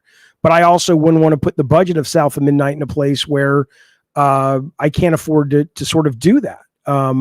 But yeah, if I'm making a AAA game, then I would look at who my core audience is and what the budget allows me to do, and I would, I would work that way because my job would be to make money back and then a profit for the people that are putting up that money. But if somebody said, let's make an indie game and it's a small indie studio and they're more about reflecting their own view of the world, then I think, of course, do what you want to do, but know that you probably shouldn't spend that much money to do it unless that view of the world is already acknowledged and embraced. Frito Sandwich, thank you for the super chat. He says, hello, Jaffe. I'm sad that Dragon Age Veilguard didn't sell. Me too. I loved it. He says, it's still my game of the year 2024. It is in my top 5 easily. I adore it. I think having the genuine video game discourse is really hard if you like something people consider woke. Yeah. Frito, you're not wrong. It really is unfortunate because there is some great gameplay and even some really cool scenario writing in Veilguard. And it's I streamed it the other night and people were like, oh, I didn't know this game was like this. I mean, that's the biggest disappointment, that when you play a game like Veilguard and whatever you think of the politics, it has taken on, it has become such a pariah to so many people that aren't even going to give it a chance, that it's such a fucking shame, because anybody who actually plays that game, you don't have to love it. I was watching when Asmongold was coming at me about this stuff when I said he was a grifter. He was able to speak about the gameplay. He didn't seem to like it. Okay, fine. But it was a very well put together, fun, albeit simple combat system. The navigation felt good. The level design was good. And it's just a real fucking shame that a game that well put together just totally wasn't even considered from a lot of people, because it earned this reputation. And part of it was earned, but part of it was earned because people, they just kind of follow whatever they're told to think about. Not all of them, but some of them. Okay. I will JoJo D, but not until I stream the complex. Okay. But speaking of, I need to take my dog out. I'm going to take the dog out. Let me do this. You think he's gone off the deep end? Yeah, I don't know much about him. I only really came into, awareness of him with that whole thing, but it is what it is. I don't know. You guys know what I think. Yeah, Rob says I would play Veilguard if I didn't already have so much to play. Yeah. Okay. Listen now. Tomorrow we're back in the morning with probably just like a Jaffe Talks. It'll be just kind of random bullshit. But fun. And then we're going to do a Gabbin' Games at 5, and at 6 o'clock, as part of Gabbin' Games, we're going to have one of the developers of this fine video game that you can see here on your screen. It's just delightful. Let me show it to you real quick. The Killing Antidote is what it's called, and I've showed it to you guys before, and it really is one of my favorite games of last year. It's just really fucking fun. And it's also super hot and, over the top sexuality. And it's just got nothing about it that I don't like, really, except there's no map. We'll talk to this guy about it tomorrow. So that's going to be happening tomorrow as well. And then I think Alyssa's going to be on this week. I'm not entirely sure, but I think that's going to be happening. And so there's a lot going on this week. We're going to be playing the Complex. JoJo D dropped a huge amount of money tonight. I appreciate that, buddy. I forgot. And then tomorrow morning at 8:00, we're gonna stream Kingdom Come 2 at least for a few hours here on the show. So, but that's it for right now. Thank you guys for hanging out with us, and thank you for shooting the shit and your super chats and your memberships and your conversation and all that good stuff. I appreciate it. Anything to say, Tech, before we ride off into the set of the sun? Thank you, everybody. I appreciate the interest in my feet. Makes me feel good about myself. I use them every day, but I have used them that way, so it's a nice little change of pace. You're all fucking whores. Get pace because pace is walking. Anyways. Ravener says, Jaffe, think about this. Many weird dudes would rather be that lady. Oh, would rather see that lady be a dude. Yeah, I don't get it. I'd much rather drive her around for 3 hours in the game. All right, that's it, though. I'm out. Be well. Be safe. Tech, I'll call you in about 5 minutes. Sounds good. Bye, guys. Guys.